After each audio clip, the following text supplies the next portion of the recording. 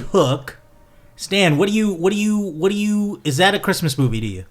Hook? Yeah or nay? Yeah, Hook. No. I mean, he does say Merry Christmas, right?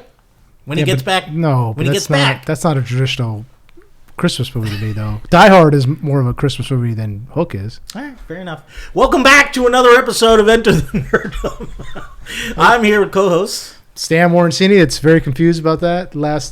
Okay, yeah, go ahead. My brain just imploded. What happened? You thought the podcast was already started, but it wasn't. It was like a pre-discussion intro to the show with an intro after the pre-discussion intro. Yep, my brain's mush. Yeah, I'm Yeah. not. Well, Sure. I mean, you could still introduce yourselves though. Oh, sure. Well, Watson did, I guess Watson. and so did I. Oh, you did? Yeah. Oh, then my bad. See, you guys got me distracted now, and I'm obviously Chad. I'm so confused. Okay, great. Woo! Have you thought that Hook is a Christmas movie this No, entire I saw time? someone post about it, and No. it was like, to me, and I was like, It takes place during that time. yeah, but it's during not. I think they're but it's gone in not- December. Like that's Christmas time, right? Yeah, no, but Welcome it's to our not- new podcast, Hooked on a Feeling, where we talk about the movie Hook and if it's a Christmas every thing. single episode. We'll bring it up. Break as it a down. constant debate. You know, Rufio or Rudolph. Our Which next one is- guest is Glenn Close, Glenn Close. who plays a pirate. Oh, that's right. That's right. Yeah, Great movie. great Great movie. There was another cameo in there, right? Like another famous pirate. There was. Oh, the musician. I forget his name. Oh yeah, Phil Collins. yeah. He was the cop. Yeah. in there. Oh yeah. And then there was another musician Yeah. with the mustache. He gets yeah. bored into his nuts. Yeah. I I know. forget his name. I'm blanking. Yeah, me on it. too. It's the father of. Jesus, now this is going to bother me. But yes, there's another musician in there. Yeah. Yeah. So you guys were Hook experts. And then there's Hookies, they call him. There's Apollo's coach from Rocky. He's there. Oh, Duke. Yeah. Yeah. He's like boo, dropping the scorpion into the boo box. Ah, man. Oh, right. Yeah. But yeah, I'm blanking on that last guy. He's right on his name is right on the tip of my tongue. I want to say he was from Nash, right? From Crosby, Stills and Nash. No, Crosby. Oh, It was Crosby. right. Yeah. Yeah. Crosby. I want to say it was Yeah. Crosby. Yeah. David Crosby. David Yeah. Crosby. Yeah, Yes. David David Crosby. Crosby. Yes. There we go. Famously got Melissa Etheridge pregnant. Well, That- Or yeah, like they that's- used his sperm. That's what I was thinking. He was because I think they were just friends, but she Yeah. was like, "I'd like a baby from you," and he's like, "Okay." And it's like, So, have yeah. you seen him? Yeah. Really? That guy? Uh-huh. but he's talented with Yeah. his Well, boys. Because I think she was she gay? Yes. If she is gay, yeah, Very gay. yeah. So she was like, "Yeah, but like, let's just have a baby." And just Yeah. he's like, "Okay, yeah." Having So- a baby. But I don't know if they consummated, or I think they did consummate. It wasn't like a. In the cup. It wasn't a. Yeah, I don't think wasn't it a was cup thing. turkey baster. Because I remember reading that story somewhere. Anyway, this has turned this has turned completely off Yeah. from Hook and what we're supposed Welcome to to be talking Crosby, Stills, and Jizz. Merry Christmas to one and all, about. folks. Good night. Good night.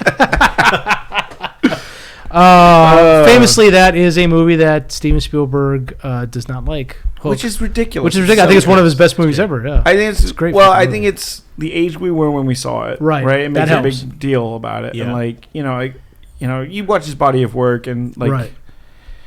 I don't know if that's in his top 10. But I mean, But- I think it is. I watched every Peter Pan movie after that movie, and it sucks. Yeah. Oh, those movies Agreed. suck compared Agreed. to Hook.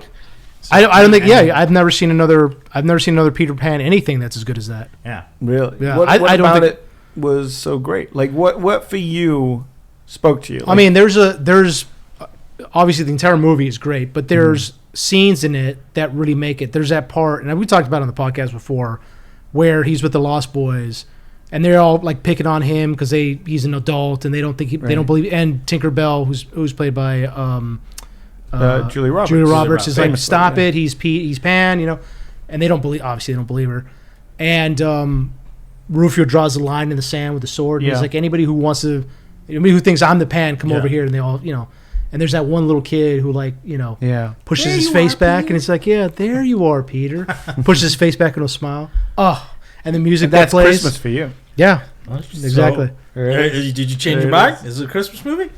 No, still not. I've never even thought of it as a Christmas movie. This first time, actually, it's the first time that anybody's ever even because I think there is a Christmas tree in Wendy's house. Right. No, it takes place during Christmas for sure. But I've never felt it as a Christmas Spider-Man 1 is a Thanksgiving movie. Yeah, true. They take place. And I completely agree with that. Yeah. Well, I don't think it's. You only need Hey, for nice guys, but you only see Christmas. But it doesn't. It doesn't touch on none of those movies touch on the holiday itself. They're not centered around the holiday. I don't think it necessarily has to be, because there are plenty of like Lethal Weapon. That's a Christmas movie.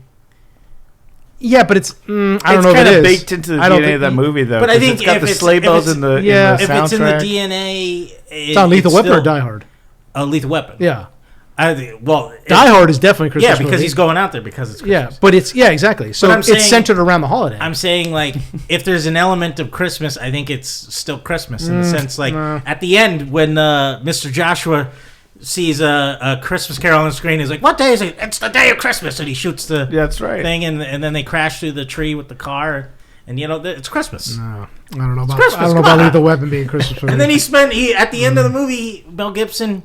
It's a Shane Black movie. Of course, it's got to be around Christmas. No, every Shane Black movie is Christmas. Yeah. So, but except Iron Man 3, I don't think that was Christmas. No, it's Christmas. There's snow. There's snow in that movie. Oh yeah, he gets Pepper that giant bunny for Christmas. There you go. That's it's a Christmas movie. I don't know about all that. And then the what do you call it? Shoot, I don't remember now. I forgot. I lost train of thought. I don't remember what I was talking about. For Lethal Weapon. Yeah. But no, it's a Christmas movie. That's cool. No, Mel Gibson he ends the movie by spending the Christmas day with the Murtaugh. Yeah, and he gives Raj the bullet. The bullet, yeah. So he doesn't shoot himself. That's a special Christmas present. Yeah. Okay. And that's I should wear that. Okay. I should wear the shirt for next episode. It's a Happy Holidays shirt, and it's Mel Gibson with the gun in his mouth from the beginning of the movie. Jesus Christ! Oh my god.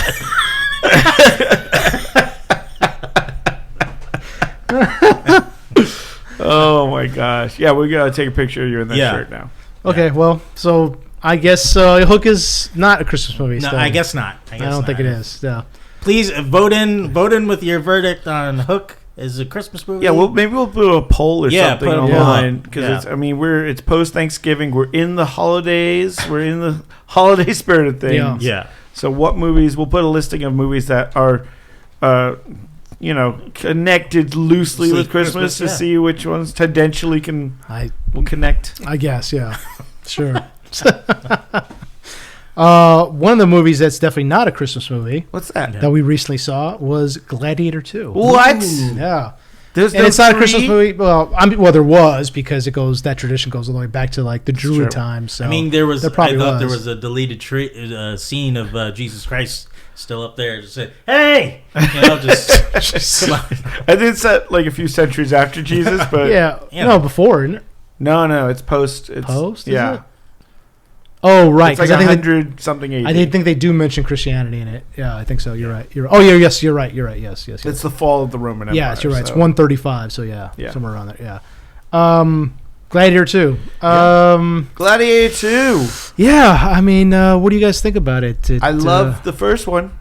The first one was an awesome movie. And so they just did it again. Hey, do you remember that first movie? The first Gladiator movie in 2000? Yeah. Yeah. I mean, you know who wants you to remember that movie as well? Who's that? Gladiator 2. Yeah. They sure do spend a lot of time. They sure do spend a lot, including the opening credits. Yeah. Oh, yeah. The whole credit sequence is was like the first movie. Yeah. Well, I think that's for people who haven't seen Gladiator. No, come on. Yeah, there are plenty of people who... Who's going to see Gladiator 2 without seeing Gladiator? Exactly. Some guy dragging his girlfriend to see Gladiator 2. But that doesn't mean... So the opening credits wouldn't mean anything to them then. Well, it wouldn't mean shit. Like, what is this? They get... Because it has parts of the story of one where they'd be like, oh, this reflects onto Lucius because he keeps bringing up Maximus the whole movie. Yeah. But who the hell knows who that guy Maximus is if you haven't seen the first one? It's just some dude up there. Oh, it's Russell Crowe. What does he do?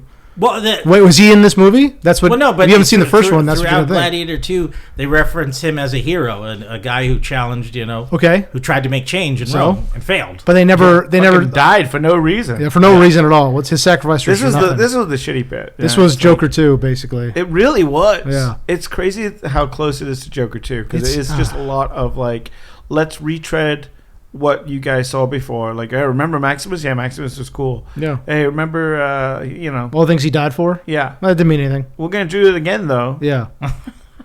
It was funny, too, because I was watching and going, like, so basically they took the first movie and took the character of Maximus and split him in half.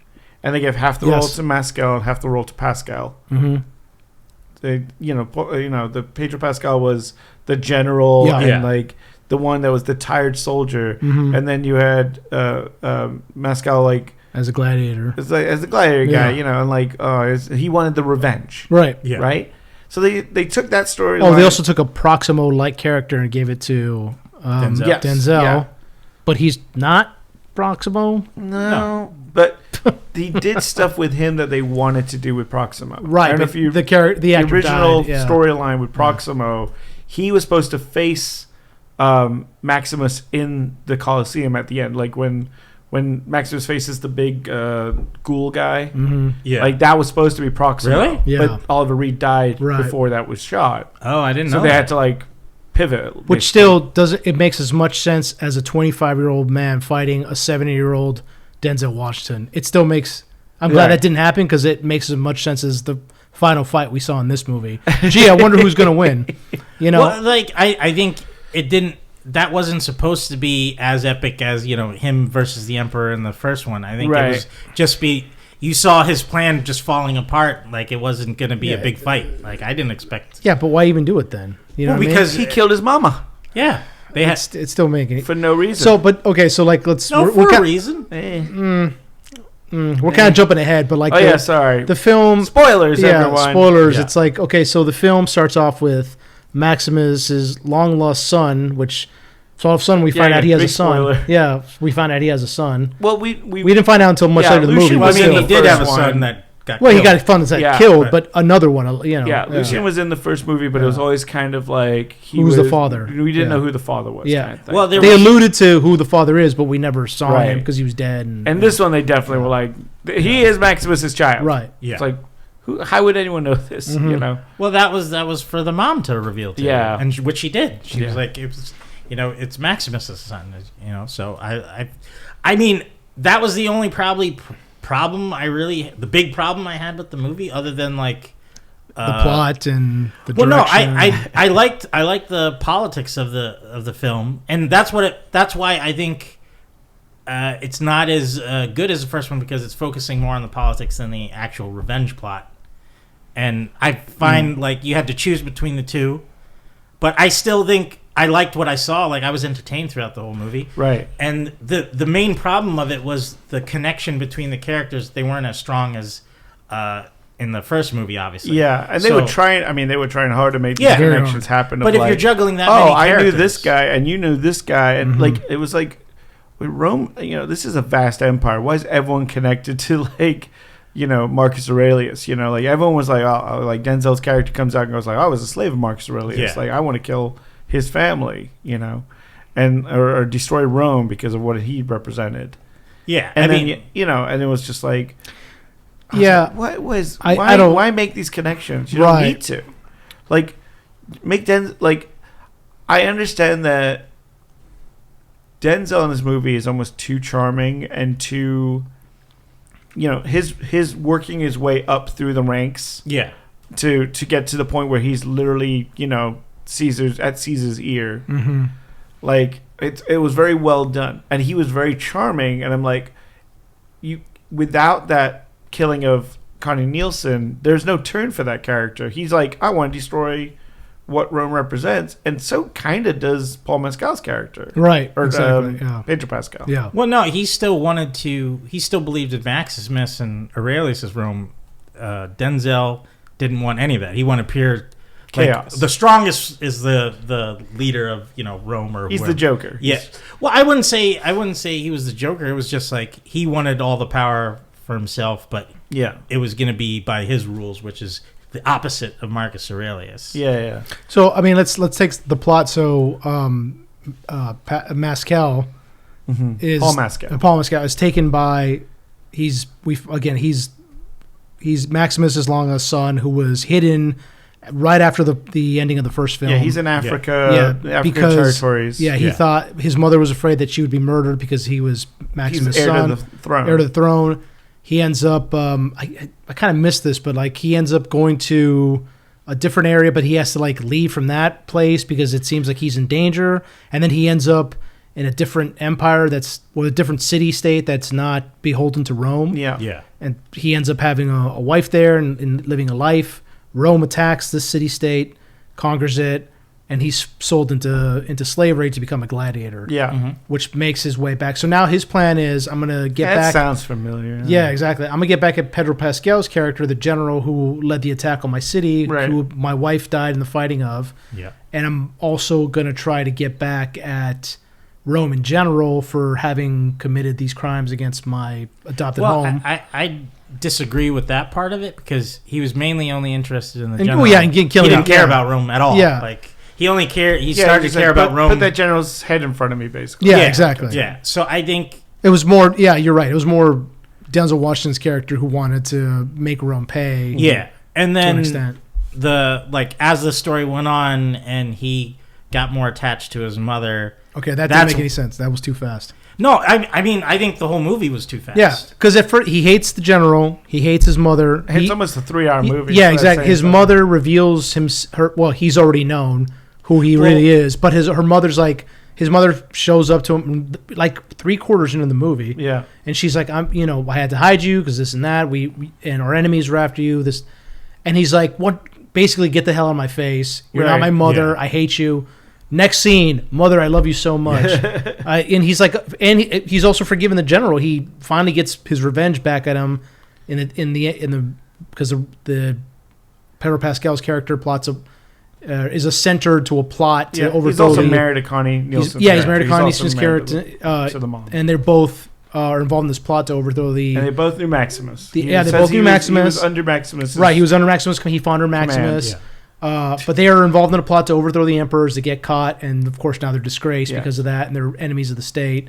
And Pedro Pascal's character is thrown into the gladiator pit with Pascal's character. Mm-hmm.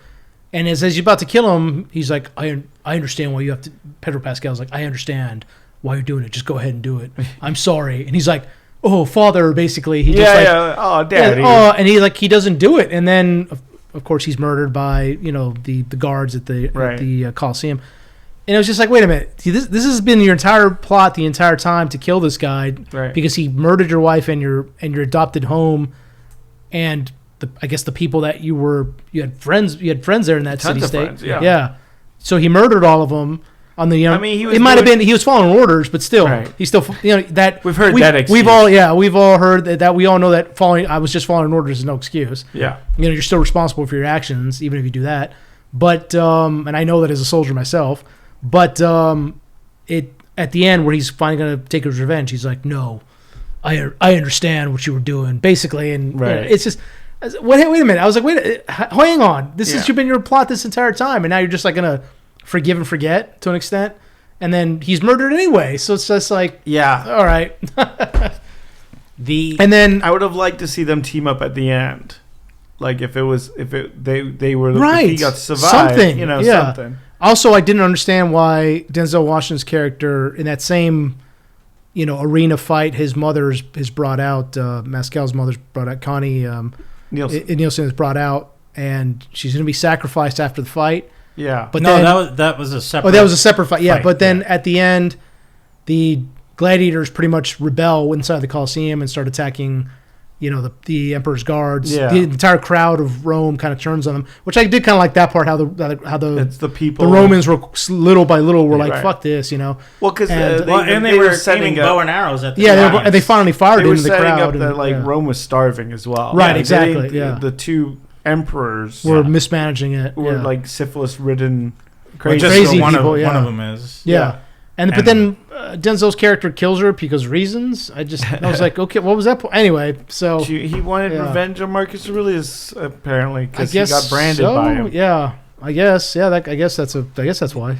I didn't really see that in the movie, but okay. No, it felt like a real shift in character for him. No, I mean, from when he first said, "Is like I knew Marcus Aurelius. I served under him." Yeah. And then later he revealed that he's like he showed the He mark was a and he was like he was slave, a yeah. slave. So Yeah. I think I felt it in the what he was saying. I was like, okay, he felt his life was ruined and his home. We don't know what exactly happened to his home. Right. But he's like, my past was destroyed. I'm gonna destroy what Marcus Aurelius believes in. His, but it technically wasn't his Rome at the time. But he's been putting himself up as a Roman this whole time to come up in ranks, and then he's gonna tear it down. So I wouldn't say it was super strong, but I'd say I thought he was great. Like hit the rise of him and like betting against the one guy and like going like, I own your house. Yeah. Your house is mine now. Yeah. No, I mean Denzel's always good in whatever role. Even when the script isn't very strong, he still But but also the script suffered during the writer's strike. It was like that as well.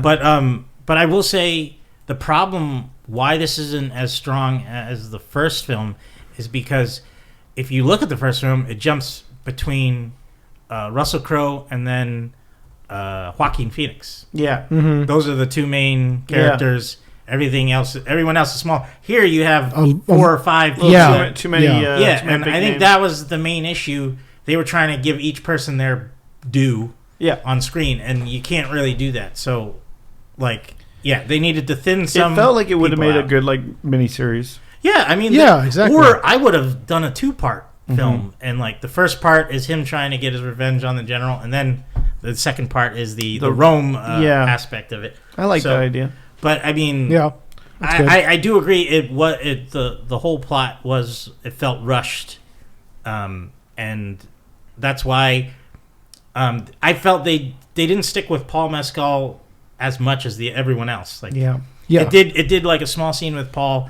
and then it would jump to other characters because his character wasn't as strong because it was just a flimsy. Yeah. The revenge wasn't as personal. I mean, no, don't. You're right. I think Russell Crowe, obviously, he's one of those actor of a generation kind of guys who just is so compelling on screen. Yeah, and I remember, there's lines that you remember. I don't remember. There's no I know he gave speeches in this. No, I'm not gonna remember a damn thing of it. And no offense to Paul Mescal, I think he's a good actor. Yeah, but I think they did him a disservice. Yeah, by kind of having a very flimsy part. Yeah, and the thing was because also we had time to sit with in Gladiator we had him at battle and he wanted to go home to his kids. Yeah. And then it would flash to him seeing his home in some of his dreams and stuff. Mm-hmm. And then he's betrayed and he's got to run home. Yeah. So there was something taken away by immediate battle between the Romans coming in, and it was we didn't get to see the relationship between him and his wife. Oh, as soon as the wife came up and they switched the rings and stuff, I was like she's dead. Yeah. Oh yeah, of course, yeah. I was she was putting her battle armor on, and I was like, oh, she's so dead. And I have nothing against the composer. I think it was Harrison or Harry Gregson or something. I forget his name, but he's a great composer. But I think you should have brought Hans Zimmer back for this film because the parts where they did use some of the old themes, yes, they did a lot. It worked, and it kills. During that first battle scene, there was no music, at all, and so I think that could have brought up the epicness of some scenes or some battle scenes because it was just not really pulled in. I feel I don't know who was doing cinematography on this one. It looked a lot like Napoleon, when the battles in Napoleon. Yeah, true. Kind of had the same kind of not. It wasn't too close to. It was just kind of middle ground shots of everything. Yeah. Where I'm I feel the first one was so visceral. Yeah. And some of the battle was so in your face. Yeah. And then they would do these big giant wide shots of all the armies and everything. You just get a sense of scale. And I don't feel got that from this one. No. Yeah. Even the Coliseum stuff felt small. Yeah. Which is weird. Yeah, it's true. I mean, there was visually it's a very beautiful movie, Yeah. But There's some dodgy CGI. I was just about to say. So like when the CGI monkeys were an issue, I was like, okay. I mean, we just had 3 Planet of the Apes movies that look a lot better. Yeah, a lot better than that. And we had the Roman naval battle in the Coliseum. Yeah, which looks really good, but there was also, I don't know, man. Like there was like something off with it as well. I didn't feel any danger. Exactly. Yeah, and I know because it's mostly CGI. Like put these people in real water. I felt more danger with the tigers in the first one. Yeah, when they came out, and I was like, holy shit! Like they got it. It felt like it's a real tiger. Well, they were real. Tigers, they were, but like they obviously it was an optical. Yeah. But it's just like, when they're in the water, they had like CGI tigers in this one, right? Too, in the cages. Yeah. Well, I think they were. I'm sure there's. I don't know if it's like. Well, we don't have to mistreat animals here, so. Yeah, I mean that was a big one. Morally, it's fine. Like why? That's fine. Yeah, but the naval battle, I thought in the trailer when I watched it, I was like, wow, that's gonna look. That's gonna be so cool when I watch it. And I was just like, when I watched it, I was like, eh.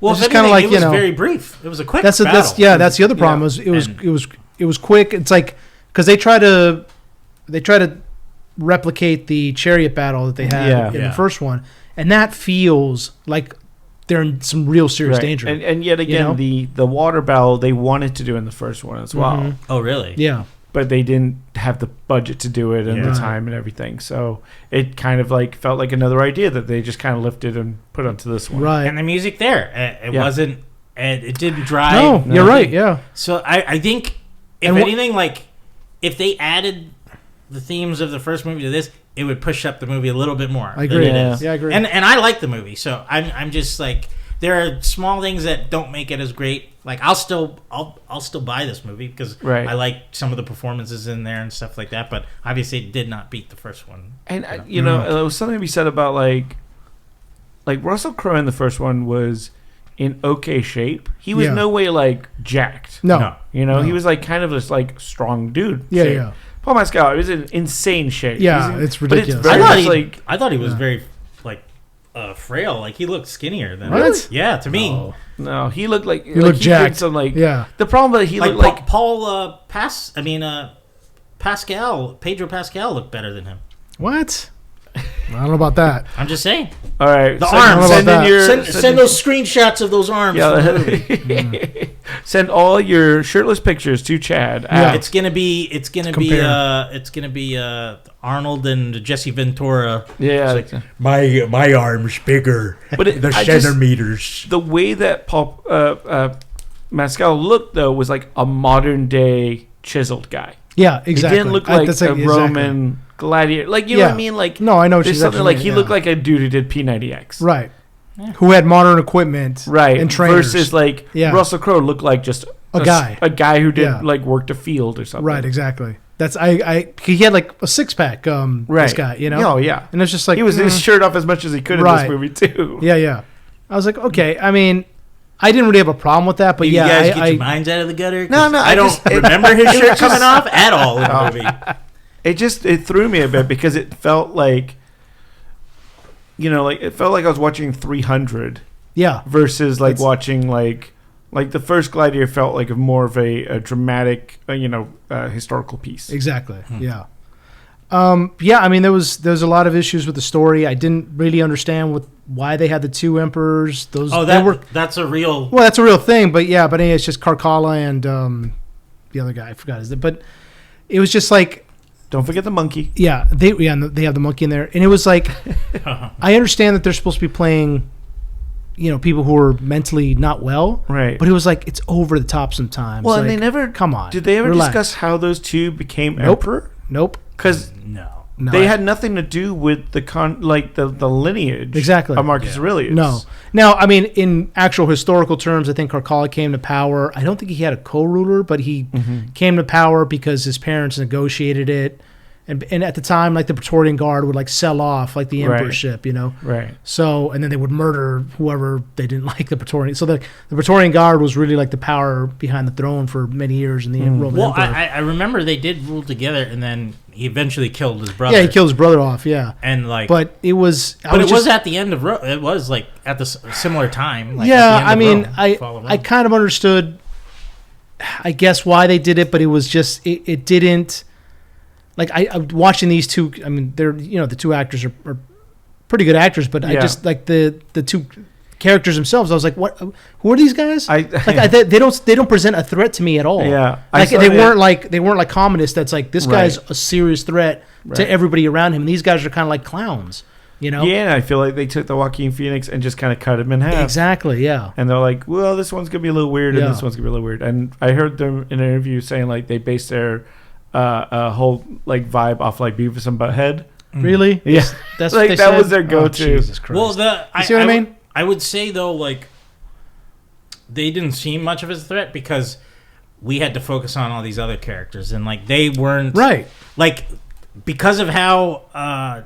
commanding Denzel was for his character, you could tell that he had control over them. Even yeah. So it was just he walks in a room and but I'm just saying like his character's persona is mentally just stronger that he can manipulate the scene. It wouldn't matter how powerful they are, he could get around them. Cause I loved like the scene where he's like, your brother's gonna plot against you, and he gets them against each other, and it's just like they're not. I mean, they are antagonists, but they aren't the antagonists. So right. No. Obviously, they're not going to be as like communists. No. Like Denzel's character was supposed to kind of take on that role, but obviously, with the speed of the plot, you didn't get to build up Denzel to that point too much. But like I felt what was given to them through that script, I was like, they did as best as they could for that, and obviously, there's flaws. So but it's yet again, it's like it's a good movie, but for a movie that we've waited, a long time, 20 years for a sequel to. I when I heard they were doing it, I was like, why? Exactly. Don't even do it. I agree with that. And then I was just like, I'll see it. Like, I didn't go in thinking it was going to be anything amazing, and then I was like, I liked it. It was fun. Yeah. But like, I could compartmentalize like the movies. They don't have to be really together as one or something like that. Go ahead. Sorry, I was just gonna say like, well, then they should have really written the script where it was like, you don't have it connected to Maximus. Exactly. You could have Maximus's gravesite like they did. Like, this is a warrior who fought for our people. A different gladiator story. Right. Exactly. But you don't have to have him be the son and all this. Yes. And like, well, if you like. And again, I think you set yourself up to fail when you tie it in like the that. movie kept reminding us of Gladiator, the first one. Yeah. The opening credits, the music, his armor, the fact that people were like, oh yeah, there was this gladiator around here. I'd never knew him. Oh, who's this? What's the name of this guy that's scratched off on the wall? Right. That's Max. Oh, by the way, you're Maximus' son. And it was just like Marcus Aurelius, and it was just like, oh, you keep reminding us of this very much better movie from 24 years ago. Yeah, exactly. And it's like you're not doing yourself any favor by that, So I think that was an issue. Also, like I'm kind of tired of movies doing this shit where it's like they take the legacy and the sacrifice of the original characters and they shit all over it. I hate that. Star Wars did that with Luke Skywalker and fucking everybody from the original. Yeah, he died basically for nothing. Yeah. And it's just like they're taking the legacy of these characters, and it's just like they did it with Indiana Jones as well. And it's just like, what was the point of all this? Why is it that these characters sacrificed and went through their original journeys and sometimes died for these things? For you, to Anakin, who died to stop the Emperor. Oh no, Emperor's back. It's all for nothing. It's just, and the same thing with Maximus. Like Maximus died for a better Rome to bring it back to the people as a republic, and at the end, it's just these two clowns took over. Yeah, it's just okay. So that was all for nothing then. For movies, it was all for nothing. Come on, Well, I really thought when I first heard about Gladiator 2, I was like, oh, that would be great if they brought back Digimon Honsu. How do you? Jimon Honsu. Jimon Honsu. Yeah. Okay. If they brought back him and it starred him. Yeah. And then we see, because like at the end of the movie, he's like, "I'll see you again, but not yet." And then he goes off to his family, and then they could have followed him and he gets into whatever story. He could have been the medic character in the Coliseum too. Yeah, like you could have had him there. But he was free at the end. Yeah, he was free at the end. So, So, but I heard something interesting is that so at the end of the film, the first film, it was supposed to be Proximo who buried the wooden sword in the Coliseum, but the actor passed away, so they had him do it, and then he took. Also, I didn't know this because figurines. The figurines. I watched the interview with Russell Crowe, and he's like, "Yeah, the two figurines weren't in the original script, but he was praying at this altar, and the crew had left out the little figure, so he just picked them up and kissed them, and all of a sudden they're his family, and so that's why they're buried at the end. But also wasn't in the script, which I was like, see, it's things like that. Just like with and I'm not saying that this wasn't a stellar cast because it was, but with a cast that really knows, like, has a good screenplay in front of them, they can work off of that, right? And say, oh yeah, I'm gonna take these two little things, this random moment of me kissing these two little figurines that are gonna be huge to the rest of the movie, and then the charisma of Russell Crowe with like the strength and honor thing, which is like apparently was a school that he went to when he was a kid. That was your motto, so he just uses it. And some of the things that, like, some of the lines that he says could also sound kind of goofy coming from other characters and other actors, but because he has a charisma and like the screen presence, the father to a murdered son, husband to a murdered wife, that kind of sounds goofy. That could sound it runs a risk of sounding goofy, but coming from an actor like him that has like the charisma that he does and the gravitas that he does, it sounds so much better on screen. I'm not saying that this isn't, but those kind of things stick out from that movie, even though they were a lot of them were ad-libbed or were kind of worked on by the actors themselves. Here we, like you said, Watson, we kind of nothing from this movie, like as far as the line, stood out to us. And and from the first movie, how many lines can you quote? I was so mad. We're like, sorry, I didn't mean to cut you off, but just like in the end of the movie, I was like, please don't put on Maximus' armor. Please don't put. You knew that was going to happen. I knew as soon as they saw it, I was like, I knew that was going to happen without even having gone into the film yet, and not seeing one of the first trailer. I knew that was going to happen. He's going to put on Maximus' armor. I knew it.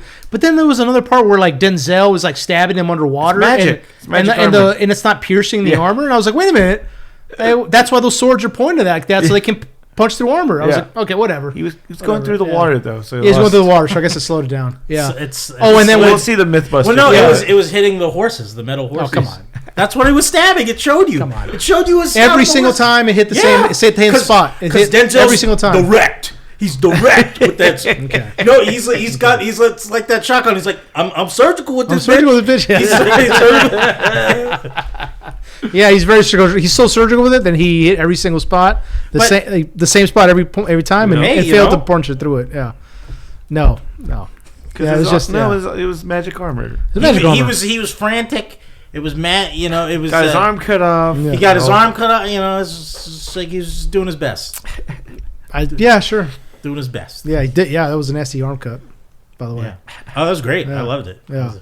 I was like, oh, there it is. Because people were saying, oh, this one's gorier than. I was like, no, it's not. No, it's not gorier at all. Yeah, and what I was hoping for, which would have pushed the movie up higher for me, is if Denzel stood in between both armies and he gave like a training day speech. Yeah. Okay. I got cases on all you bitches. Crucifixes on all you bitches. Yeah. Oh man.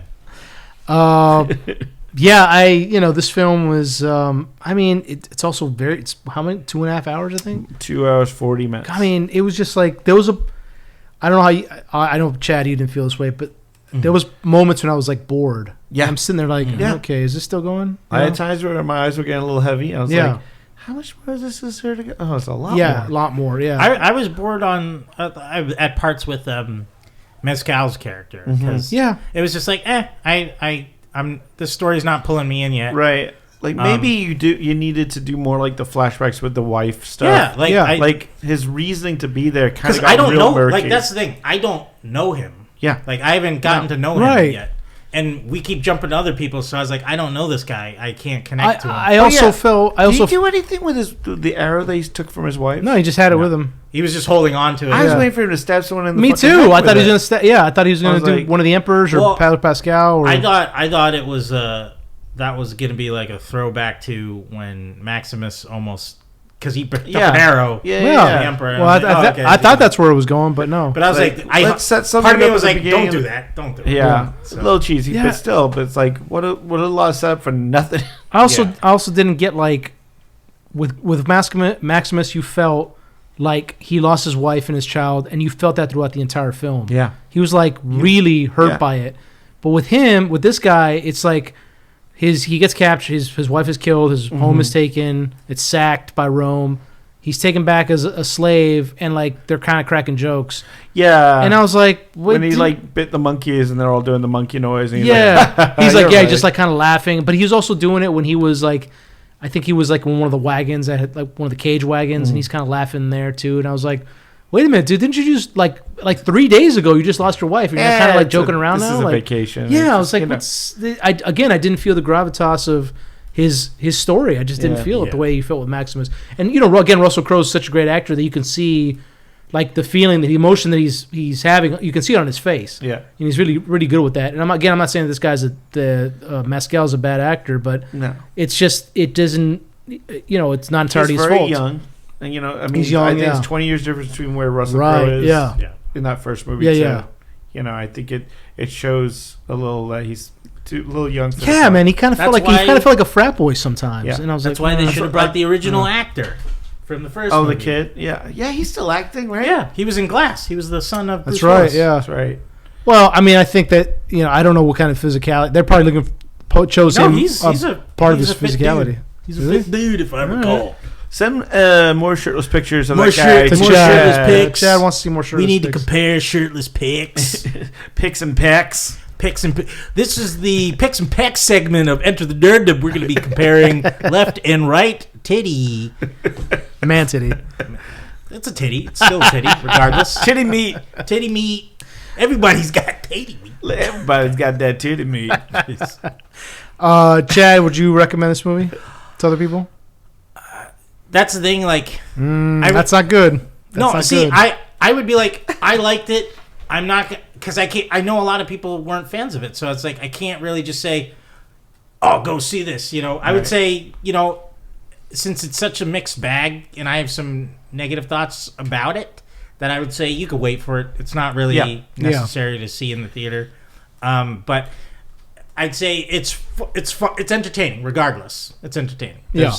There's moments that are very fun to watch, and where it's like you can even have it on just at home while you're doing other stuff too, because it's just I like it. It's got themes of things I enjoy in other stuff, so it's like it's something like that. So yeah, I would say maybe they maybe see it.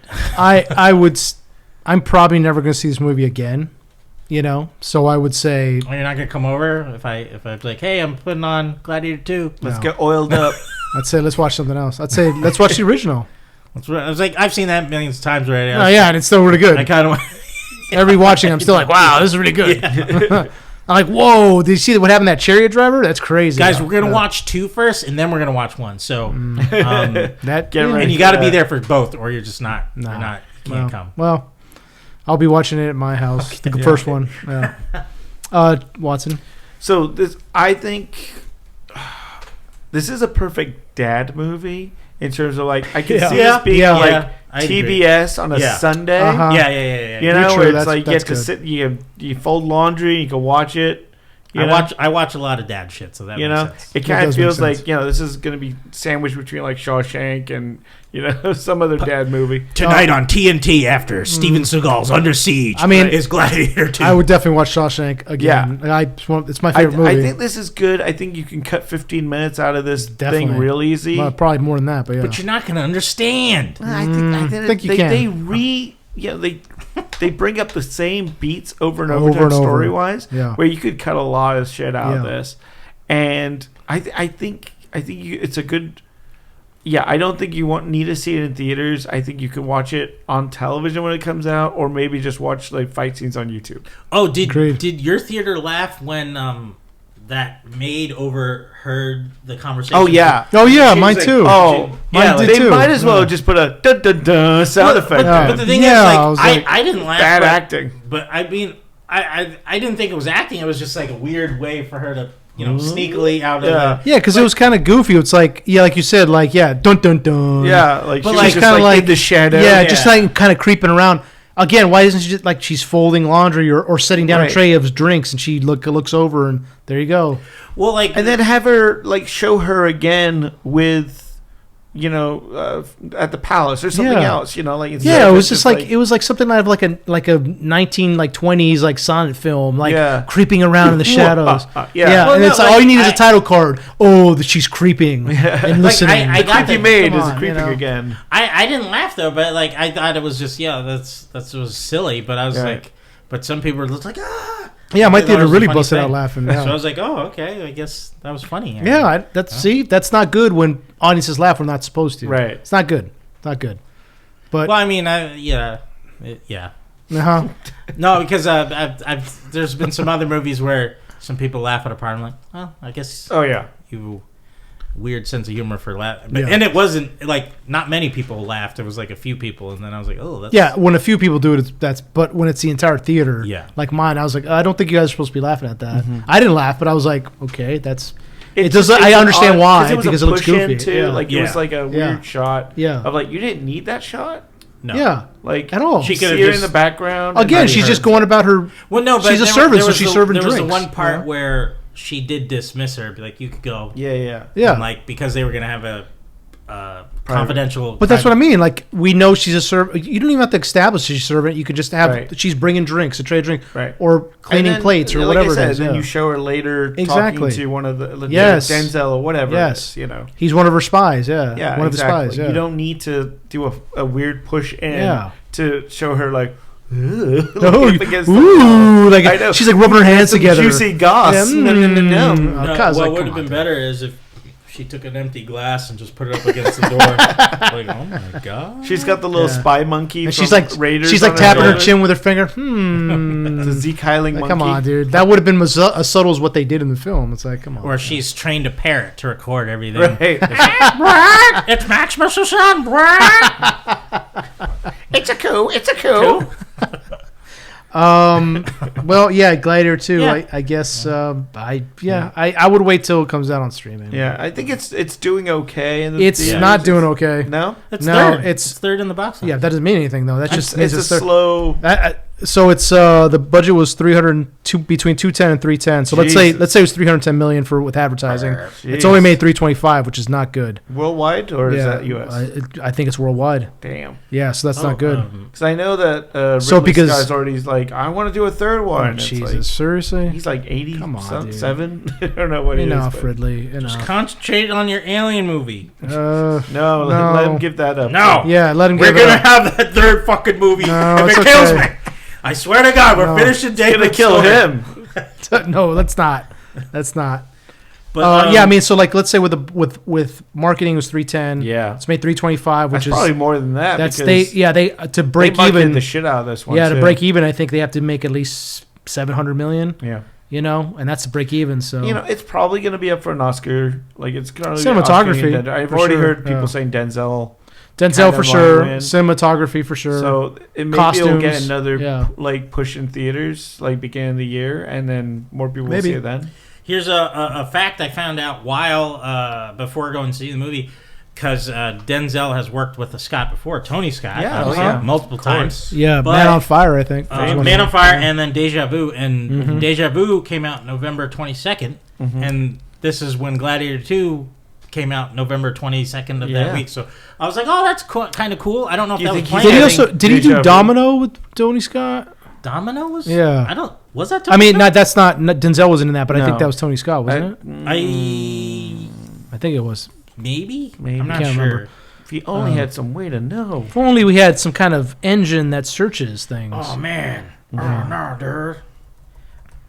We are constantly not... I mean, I definitely like thinking of Domino. Like it does have that kind of oversaturated Tony Scott. Yeah, it's not a great movie either. But I would say a lot of movies of that time, early. Right. Yeah, Tony Scott. Yeah, Tony Scott. Yeah. Oh, okay. That movie is just my god, I can't watch it, man, because it's got they do so much with the camera, and it's just like just tell a story, dude. You don't got to use the camera for all this shit. Move it everywhere. Yeah, and it's just constantly filtering and blurring in and out. Like, oh my god. Was it Deja Vu? Dun dun dun.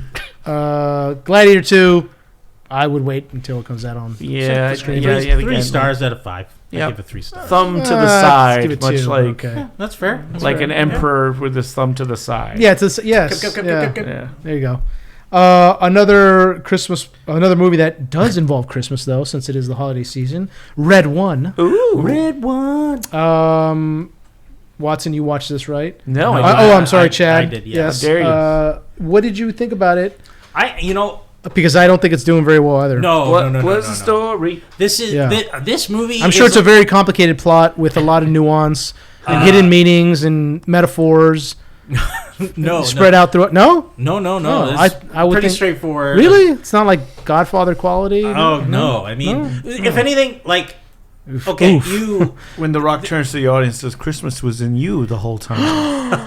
This movie is like. It's gonna make more of its money on streaming when it's like people are just. Well, Is it? I don't know. supposed to go straight Yeah, it to was streaming. supposed to go It's streaming. It's an Amazon movie, right? But the thing is, like, I was kind of surprised in this movie because I went in thinking it was gonna be awful, and it was fun. Like there were fun moments and stuff. But the thing is, like the dynamic between Dwayne Johnson, The Rock, and Chris Evans was much different than his previous like partners with Kevin Hart and. What was another Ryan Reynolds. Ryan and Reynolds. Red Like, you know how Notice. they're bickering all the time? Yeah. Like, there wasn't a lot of that. It was more like they did disagree, but they were like, I don't know. It was very different from what we usually get with The Rock. So I was just like, this is much better. I like this better than like the previous Rock, like the Jumanji and all that stuff. So I think it's the same director as Jumanji. I think, This as yeah. He It kind of is, keeps it going is. and using the same And, guy. like, Yeah, Jake Kasdan. He kind of just plays a straightforward, serious character that, kind of the humor where he plays it serious and it's silly, but obviously not a lot of the jokes land, though. But he's a part of the ELF, ELF.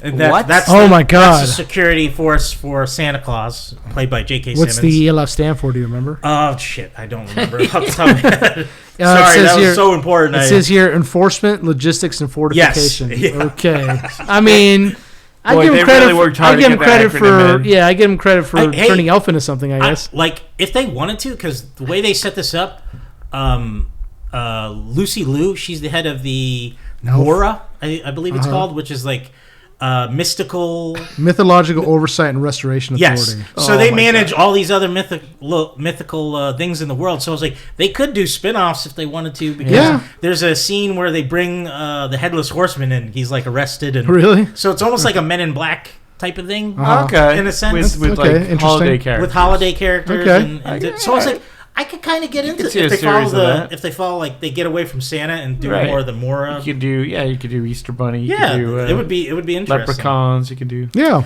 And like this movie is sort of just like Chris Evans. He's a bad egg. He's a bad kid. What? In the beginning they show him as a little kid. He found the presents that were all being hidden. He's like, see, Santa's not real, and then so that kind of I think in the trailer they show he's on the naughty list. yeah. So he's a level 4 naughty list. Level 4. And so pretty much the movie is just like there's a plot to kidnap Santa, and it's which is interesting because I've never heard of this character before. Grilla, she's like from Iceland, mythological, witch, or ogre type of person. Huh. And but she takes a human form played by I don't have it up. Oh wait. Kiernan Shipka. Yes. Played by, and she plays this witch who's like, she believes there's so many naughty lists and they never learn. This time they're going to permanently learn their lesson. So she's almost taking on the Krampus thing, but like... Right, because Krampus is in the trailer, right? Yes, and like Krampus is banished to his own area. He's not allowed to perform. He's not his murdering work. children? No, he's not murdering or beating up children or kidnapping Hitting them them with sticks? Yeah, but and so he's kind of like, you don't trespass in my land, I don't come back in your land type of thing. And it's pretty much just they think it might be him behind it because they've been in a relationship before. Because of the Norwegian Icelandic area, they're both in the same vicinity, and so it's just like, I mean, yeah, it's very basic plot of them trying to find Santa. They hire Chris Evans because he's a good track. He's the best tracker in the world. He's called the Wolf. That's his nickname. And I mean, but there's funny parts. It's cheesy. It's just, it's something you just put on, like, it's almost like a very expensive action B movie that's just got a lot of money behind it. I mean, there was interesting parts, like North Pole is under an invisible dome in I forget where the North Pole. Well, yeah, I mean, it is the North Pole, but like it showed it on a map because Chris Evans' character he figured out this because he was hired to find where this magical disturbance happens when the sleigh goes through like its warp portal trying to drive, and he got a ding for it, and he didn't know what it was, but he was like, he helped Gorilla find the pole base, and then they got in there. They got in there real quick. I was like, oh wow, that was pretty. I guess Elf is kind of lacking, huh? Yeah, I know, slacking a little bit. Yeah, exactly. So but yeah, I mean, it's some if it's a movie, I would say it's fun for kids. Okay, it's, it's something for kids. I mean, it's not doing great in theaters. No. It's, I don't see the budget was $250 and it's only made $150. Yeah. So I see a lot of $50. Yeah, between 200 and 250 million. So like, let's say 250 with advertising. So yeah, about 150, and it's only made 150. So even at the lowest estimate, 200. But for a 150 is movie not that good. they thought they were just going to throw in streaming anyway, right? Like, that's 150 profit basically for them.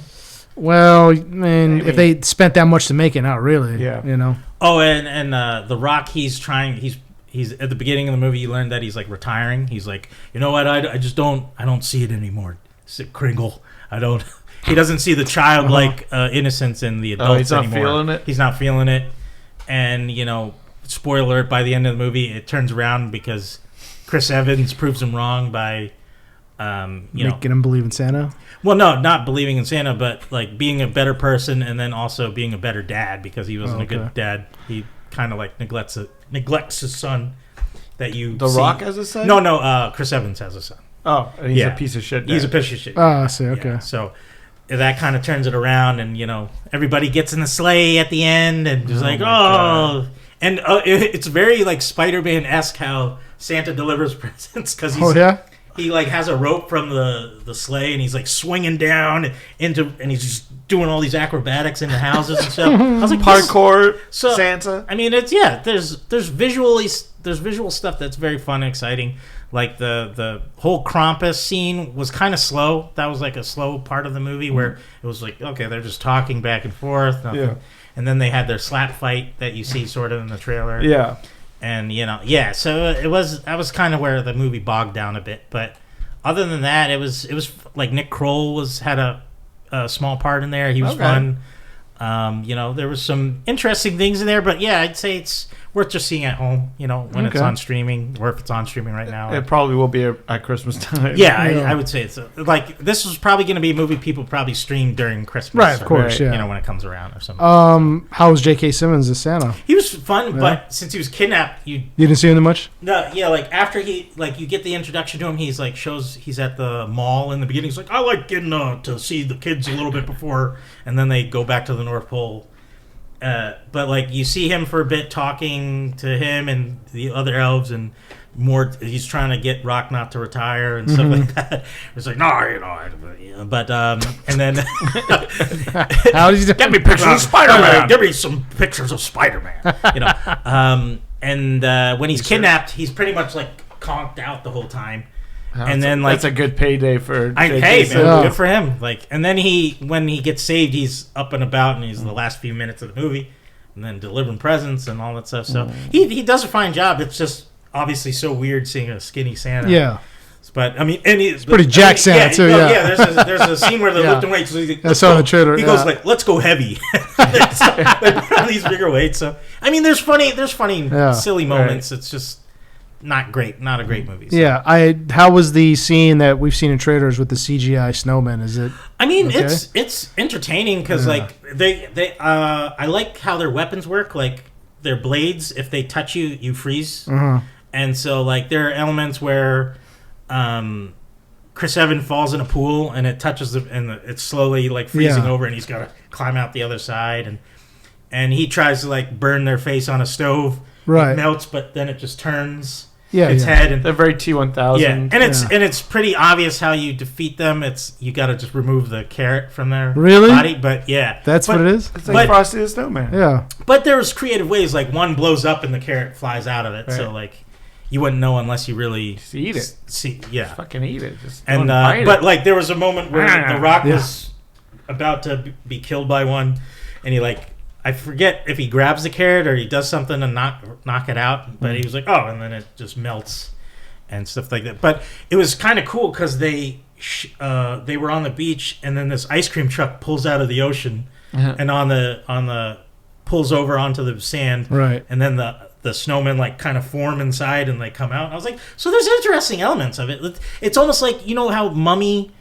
With Tom Cruise, like there was an interesting element of the. You shut your damn mouth about the Mummy. Well, with no, Tom Cruise. there was nothing interesting about that. Russell Crowe as Mr. Hyde. You didn't like that? No, it was terrible. I loved it. I never watched that. I heard so many bad things about it. I was like, I gotta watch that. You gotta watch that scene. But no, it's great because he's like, oh, and then how are you, Tom Cruise? I loved it. That's what he says. Yeah, pretty much. How are you, Tom Cruise? But well, he's got to inject his hand before he tells. But I love that he ran the industry that hunted monsters down. Oh, that's true. Yeah, and I was like, yeah, I like that. I like when people take the fantasy and they fill the lore out like that. So I think this has potential if they did want to. You know, I mean, the guy being part of Jumanji, I'm surprised that he's not already planning something similar, or maybe like a TV series of more just keeping track of the monsters. 1, 2. There was a show on Sci-Fi Channel I used to watch. I forget what it was, like Sector 9 or Warehouse 13.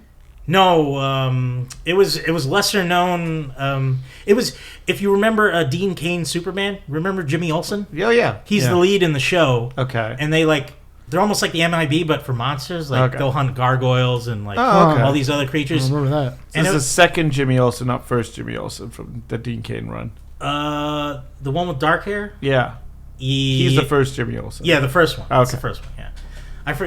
Yeah, not the kid floppy hair. Yeah, not that one. Yeah. I don't remember that.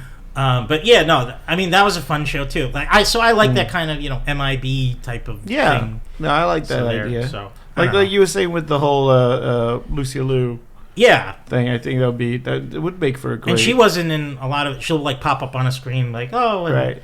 The interview with the interrogation of Chris Evans, and it was just like okay. Yeah, you could do something with that. You know? Yeah.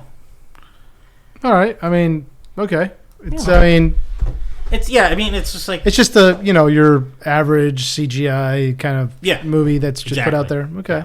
200 million. It was almost like Spy Kids, but no kids. Okay.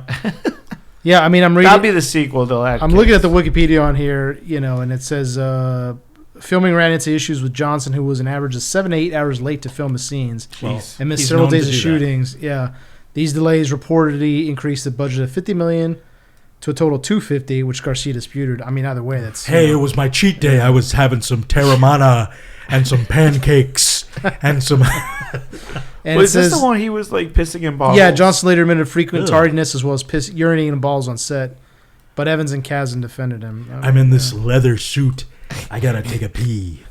Hope you don't mind, Chris. So yeah, I mean, it. Either way, it's not doing. Even let's say it was again conservative estimate at $200 million for a budget. Let's say it didn't go up to $250.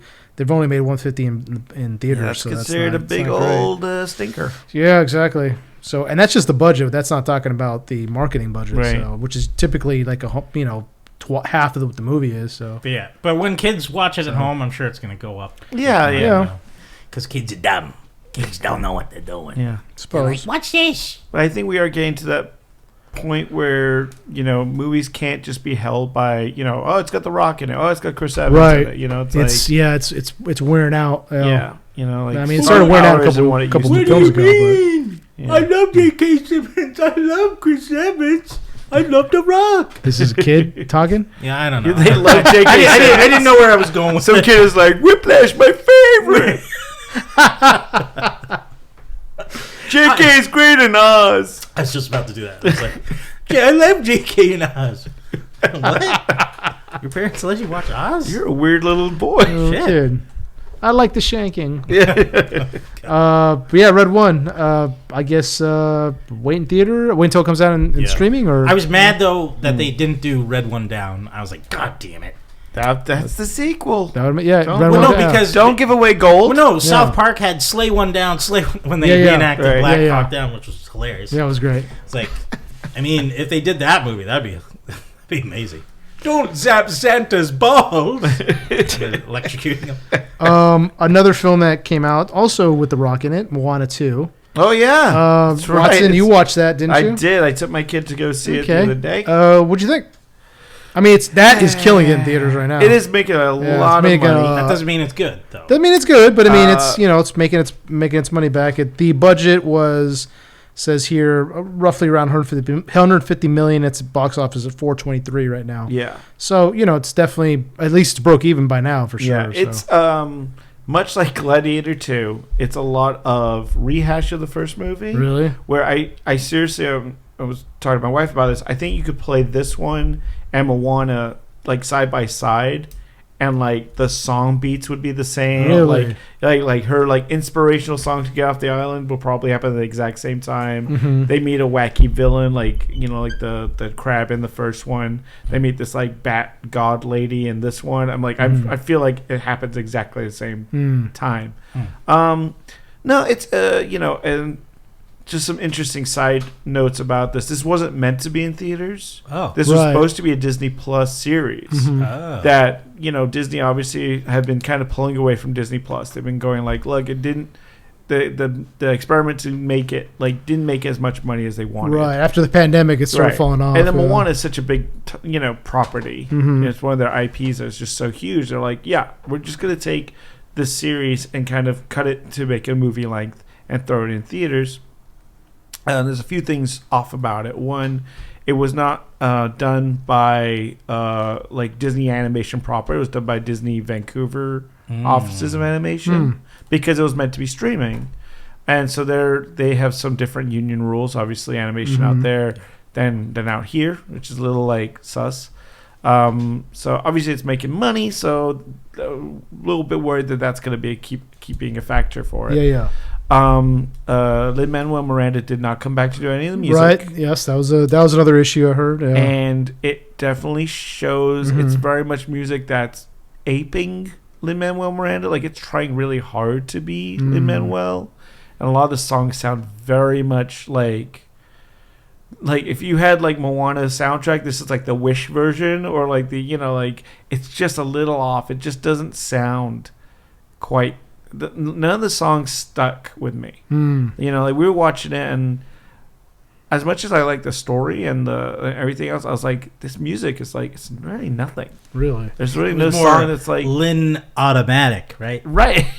Instead of Manuel, yes. Yeah, I get it. See what I did there? I get it. Okay. Very good. Let's all be quiet for a minute. Good. Let the audience settle down. Space. They're laughing so hard right now. We can't talk anymore right now. We're just gonna, you guys okay? You need some water? Right, go get some water. Take a sip. There you go. It's okay.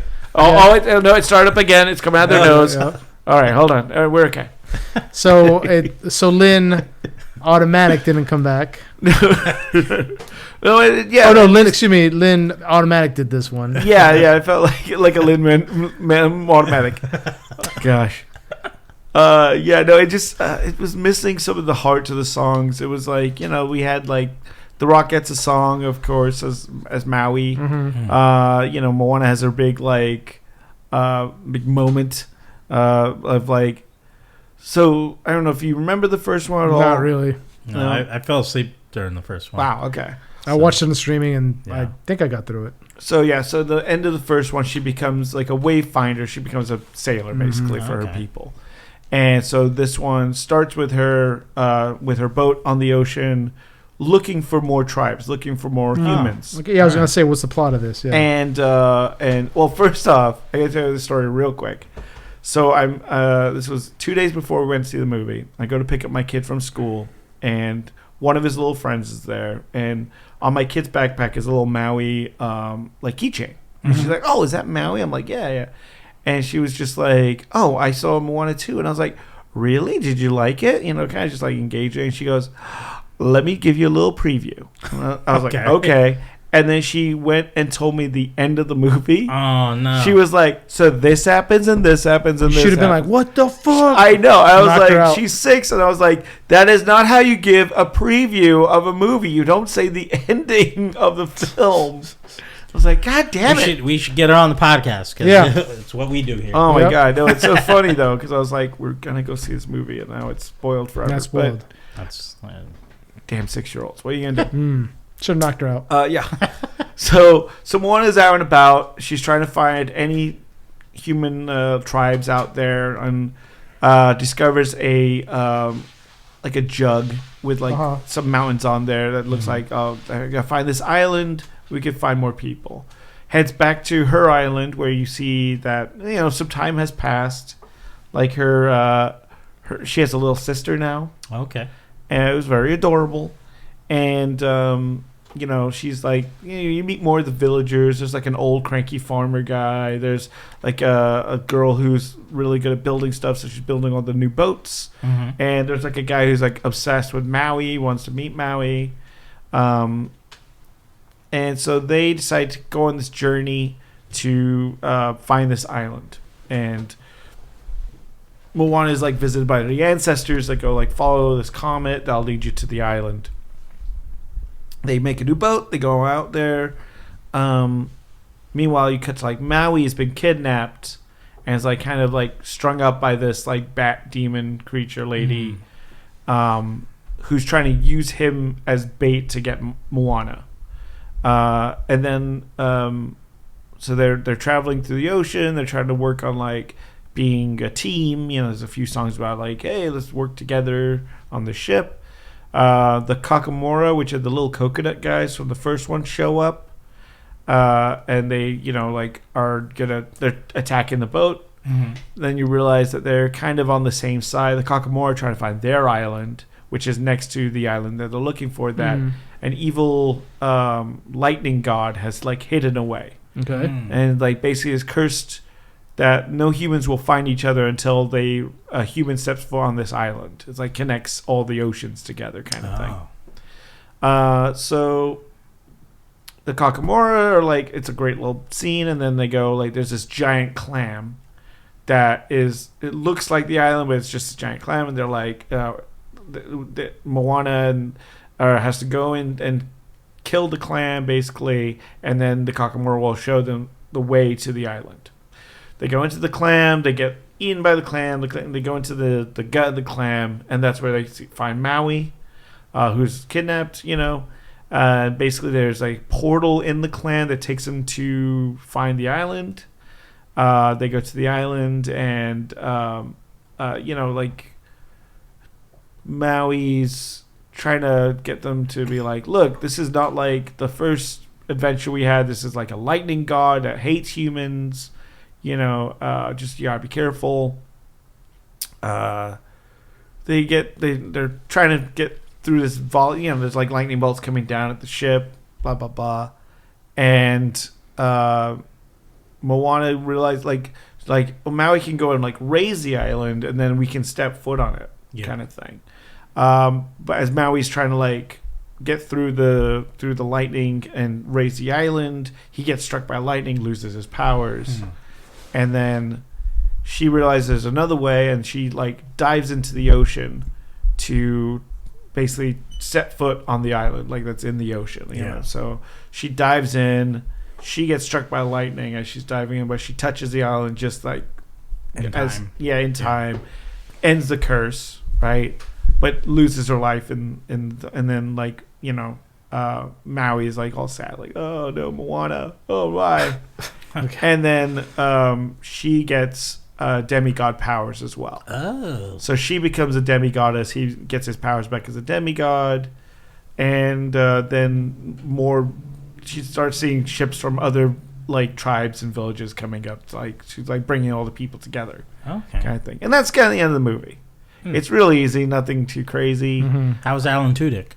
Oh, he does great. He box like no one's business. Of course. Get that paycheck out of Tudyk. Yeah.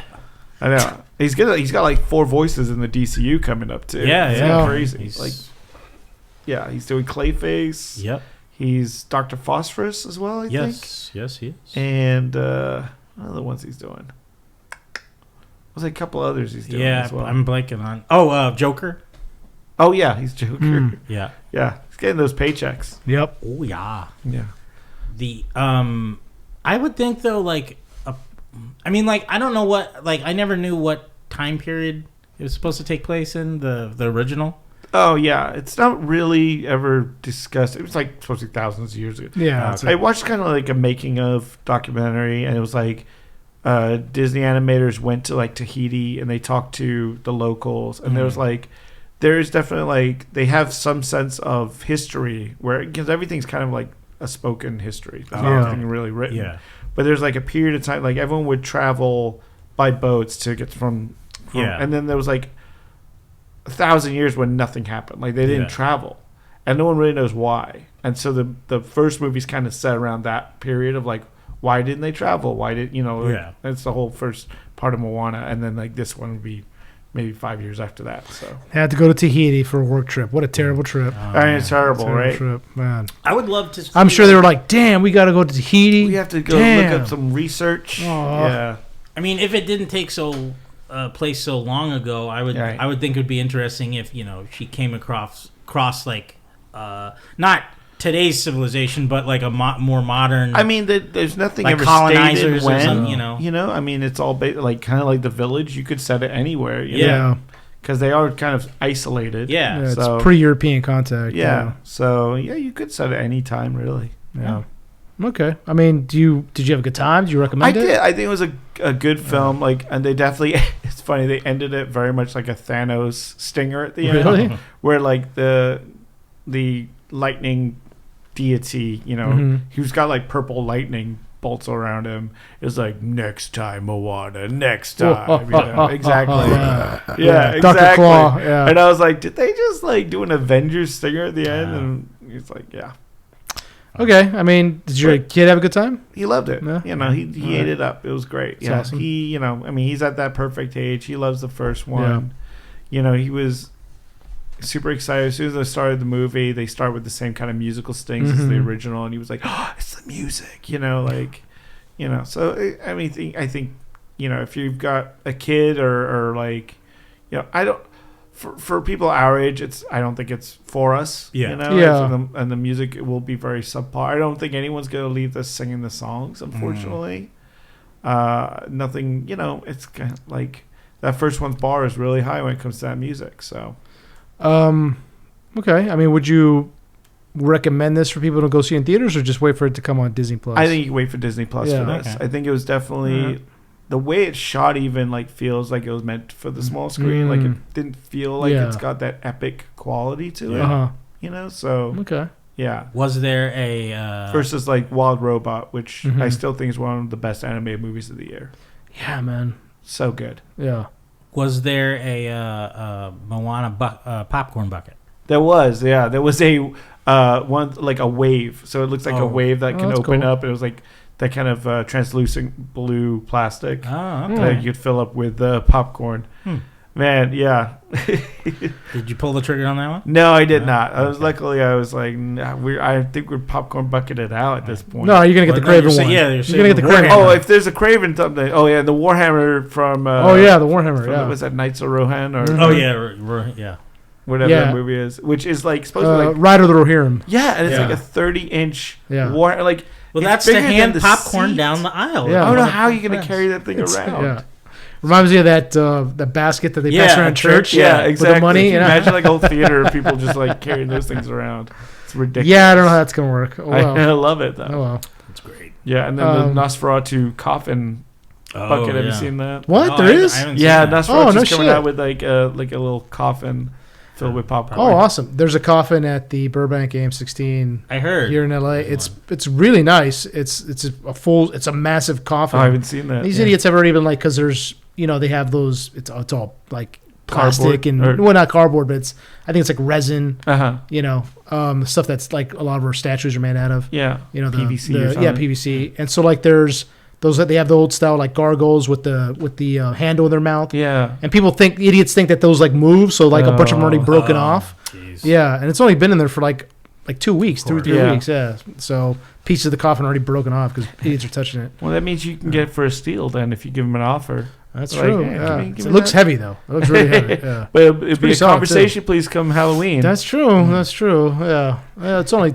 300 pounds. Yeah. I got room for that here in my tiny house. Yeah. All right. Well, Moana 2. Let's hope that it does well. I mean, guess, it's already seems to be doing pretty well. I don't think they need our help, but yeah. And then you also watched 2 other TV shows, Watson. Yes. Let's stick with the Disney. Going with Disney you watched still. Skeleton Crew, Skeleton the new Crew. Star Wars Yes. episode Yes. on Disney Plus. I have yet to watch it. I'm going to. Right. And I don't care about spoilers. Chad, do you? Oh no, that's all. Yeah. Good. So what do you think of it so far? So far, What's it about, and what do you think about okay. It's nothing like Andor. I'll tell you. it? Well, then I'm not interested then. I'm having a lot of fun with it. It is very much. People are saying it's Goonies like. It's very much a love letter to the 80s. Okay, awesome. Like E.T. Yeah. Goonies, The Explorers. I don't know if you remember that movie. Yeah, of course I remember Explorers with Chris, or not Chris, Ethan Hawke, yeah. Ethan Hawke, yeah. And River Phoenix, I think, said that one. I think you're right, yeah. That vibe. So the story is set on this planet, which is very much like an 80s suburb. Like the whole planet is like very suburban. Really?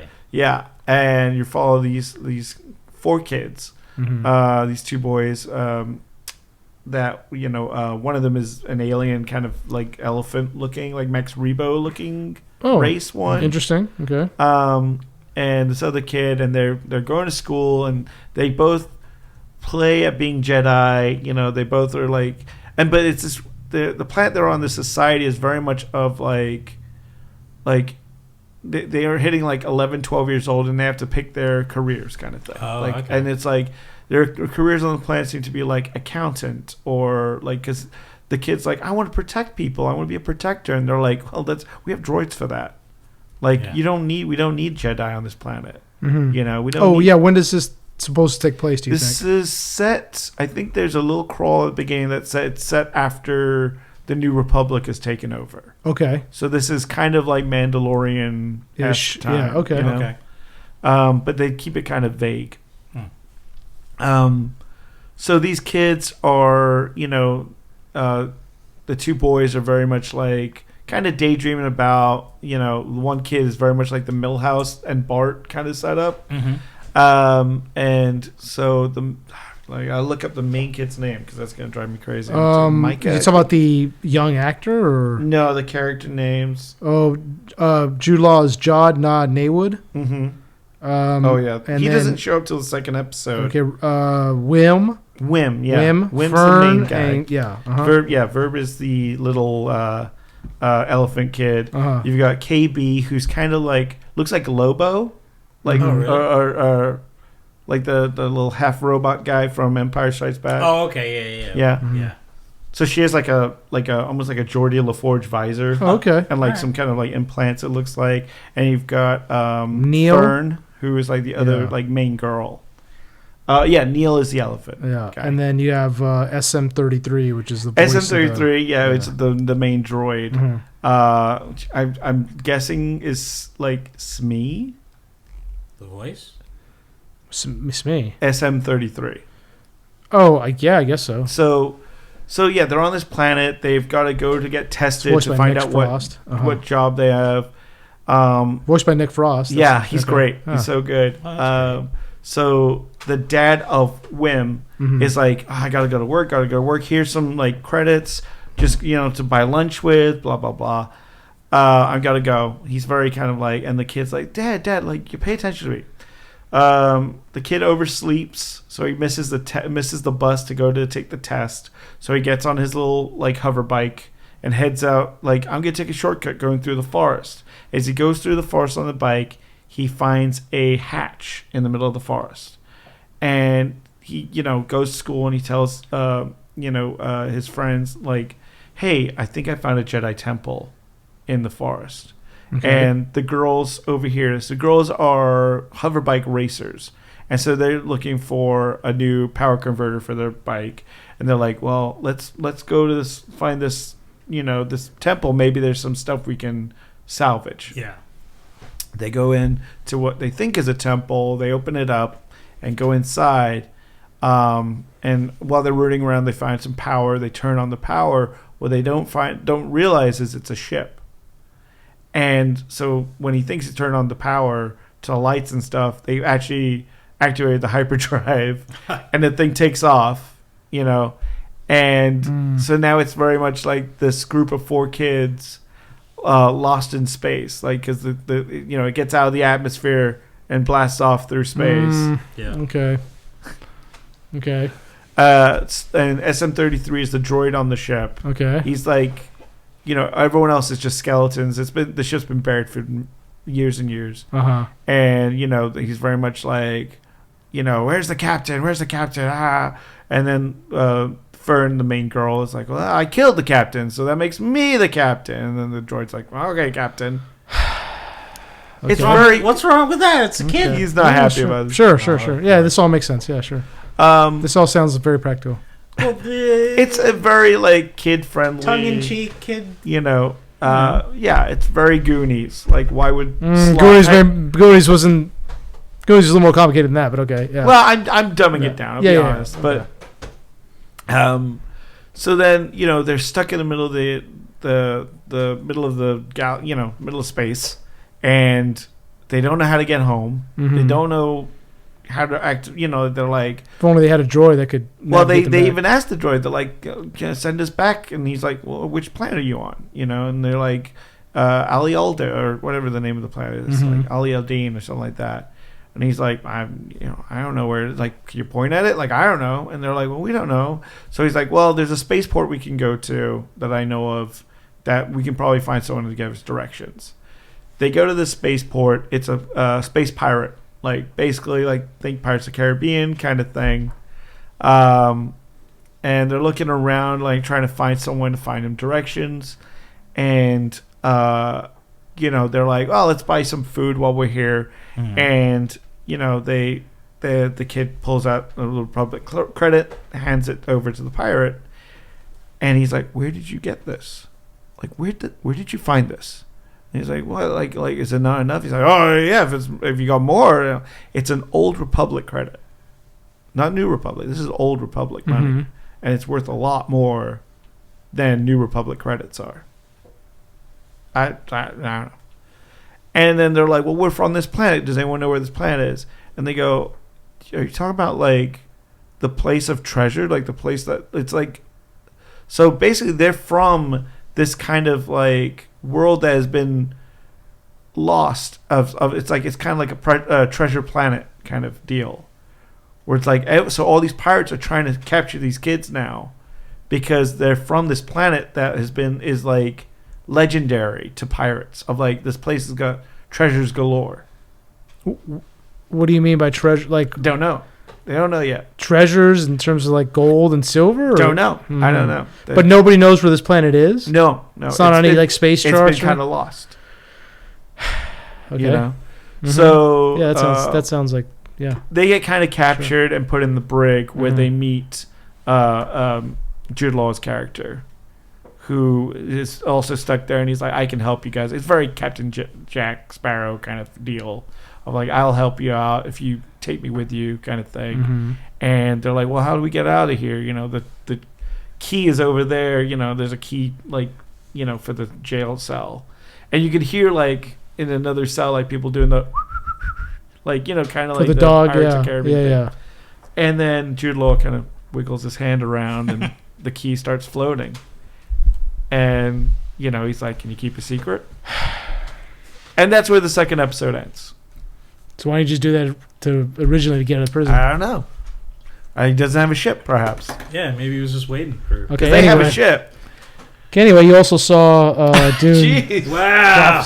Just wow. I think it's a lot of fun. I think it's a good show. Like, Good show. it's very like the Ewoks movies. You know, like nothing too harmful. It doesn't change the lore or anything. It's a very separate thing of its own. I think if you just want to have fun with it, you might enjoy it. Okay. Yeah. All right. I'm gonna check it out, but this so far Not gripping you. doesn't sound like it's not. It's not like if you want to have like a space adventure with kids, that's fine. But like the way that this is going, the way that they got into space and Jude Law, it's like it's reminding me of what's his name in Force. Not Force Awakens, the second one. Last Jedi. Last Jedi. Benicio del Toro. Benicio del Toro's character. Oh, right. It's kind of this guy that just happens to be the exact person we need for this. That we just ended up in a jail cell with. And I mean, there's a little scene that might be setting up his character. Like, there's a scene at the beginning of like a bunch of space pirates kind of taking over a Republic ship, and I believe he's it's the captain of that is wearing a full like Darth Vader type mask, and then like they break into the vault to find Republic credits and there's nothing in there, and so the space pirates mutiny against him. And I believe it's the same character. They don't really. I mean, he could be a Sith. He doesn't Right. technically have to be a Jedi. We haven't seen a lightsaber yet, and he Yeah. hasn't said Jedi. Yeah. He's just like, can you keep a secret? When he does a little wiggle with his fingers. Yeah, I mean, I'm glad he waited for some random kids to show up so he could do that and get out of prison. But Well, they whatever. also mentioned the planet of treasure, so Yeah, because I'm sure he knew he must have used his Jedi powers or the Force to see the future, and he's just waiting for these kids to show up instead of just busting out of prison when he could have this entire time. Yeah, it makes sense. Okay. Anyway, you also watched Dune Prophecy. I did. I watched Skeleton Crew. Look, I'm gonna check out Skeleton Crew. I'd say check it out. I'm enjoying it. I'm not liking how this is working out in terms of like Right. the writing. It seems like it's all contrivances, and it's just It's very. it's It's a lot of coincidences, which I don't like. Yeah. Why not just make them like they're kids on a ship that is whatever, a salvage ship, whatever it is, Right. and then something happens, and they end up. But the kids know how to manipulate the hyperdrive, and it's not just an accident. Yeah. What I'm saying is like There's a lot of like. it's like they punched a bum by accident. Yeah. exactly. It's like getting into an actual imagine getting into a fishing boat. Yeah. And oops, I accidentally turned on the engine. Oops, I accidentally hit the throttle, and now we're going into the ocean. What? Yeah. Yeah, come on. I think that manipulating a hyperdrive in a starship would be a little more complicated than just. No, Oops. it's just a big flashy red button. Are you serious? No, for real? No, yeah, there's a big flashy Fuck red off, button. dude. Fuck It's off. probably from the kid's point of view, so it makes it more. No. Well, I mean, like It's an older ship. If you look at Goonies, when she's playing the Goonies made piano, more sense. and then she just hits the right key at the last minute. I mean, they No, would but die. If they didn't, they'd all be flat. Yeah.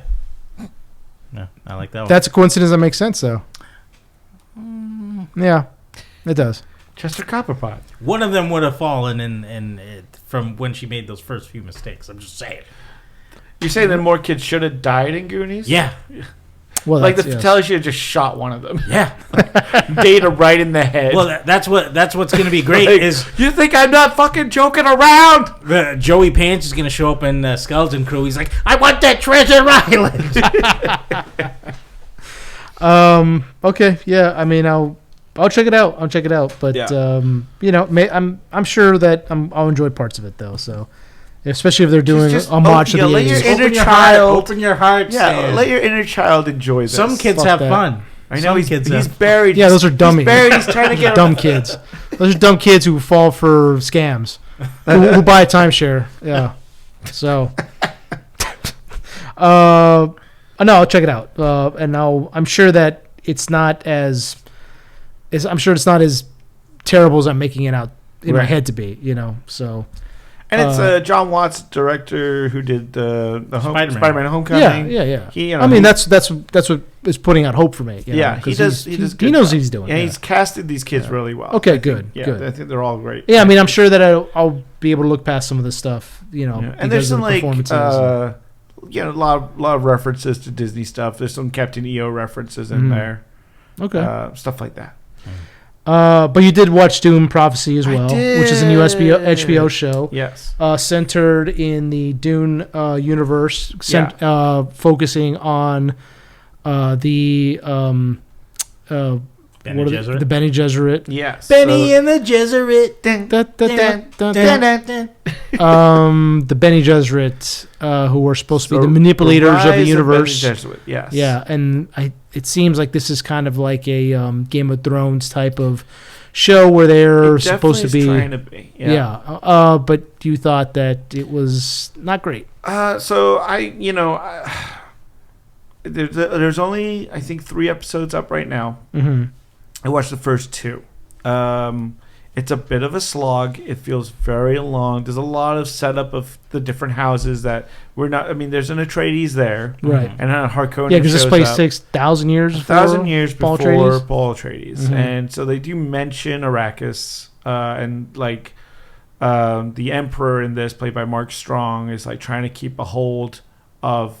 And he's great. Like everyone in it is stellar. It's got a good cast. Yeah. They mention Arrakis a few times. Nothing is set on Arrakis. They're set on a very desolate planet that the Bene Gesserits are all kind of based on. And it's the rise of like how the Order starts manipulating DNA and like manipulating the getting the different houses and being like, oh, we want to manipulate, so this person needs to marry this person so that we can keep breeding in. And, and it's fairly new to the Order. Like that idea, it seemed as a very radical idea.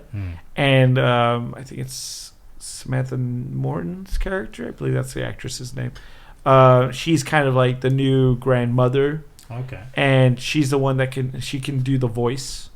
Like no one else has that ability, and so she's starting to be like, "Look, I want to be the head, and I will teach you all how to be truth sayers and how to, use your powers." Do they explain like how that voice developed? Like she just says she was something she was concentrating on. Okay. Oh, I thought it was like related to spice somehow.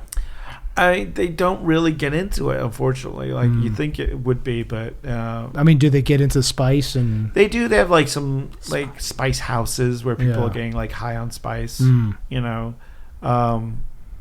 they? Well, obviously, since it's called prophecy, I would say, have they come up with the idea? Because I know the prophecy is spread by them. Yeah. So do they already have that? Like prophecy? They have the prophecy of the Quisatserek, like the one entity that will rule them all. That's what she's trying to like. She's like, we're gonna manipulate power. Like, we're gonna use our positioning as like truthsayers to our heads of these houses. Yeah. To really like figure out how to make that prophecy happen, right? And they're seeing it like, oh, this might happen in our generation, like, but it's hard to manipulate people to do so, Yeah. But they haven't come up with the chosen one, like Al-Gaid. No, they haven't done that stuff. They haven't started spreading that word in Arrakis. I don't think we're gonna see Arrakis. Yeah, I would assume we wouldn't. There's a kind of a Duncan Idaho-esque character in this, a very like kind of almost pseudo Jason Momoa character who he's like done a few he's done like I think they say like 4 tours in Arrakis. Okay. And basically his whole he was there and a shipment got raided, and he's like, he comes back to the Emperor going like, this is coming, like, because they were like saying it was Fremen that did it, and he's like, it wasn't Fremen, like this was done by one of the other houses trying to steal shipments of spice. And so is that how they're setting up like a conflict? There's a lot of like everyone's trying to backstab each other. Everyone's trying to get power, and like marriages are happening where the Emperor's daughter is marrying this like 9-year-old boy because it will give the Emperor like more ships. It's a lot of like that stuff. Okay. But I mean, what I was thinking, like, it's one of those shows, and this is why I also have problems with, House of the Dragons. House of the Dragon. Yeah. House of the Dragon. This is set, 1,000 years before the Paul Atreides. but like the design of everything is exactly the same. Yeah. Well, you know, all the technology is the same. They use the force field belts. They use the knives.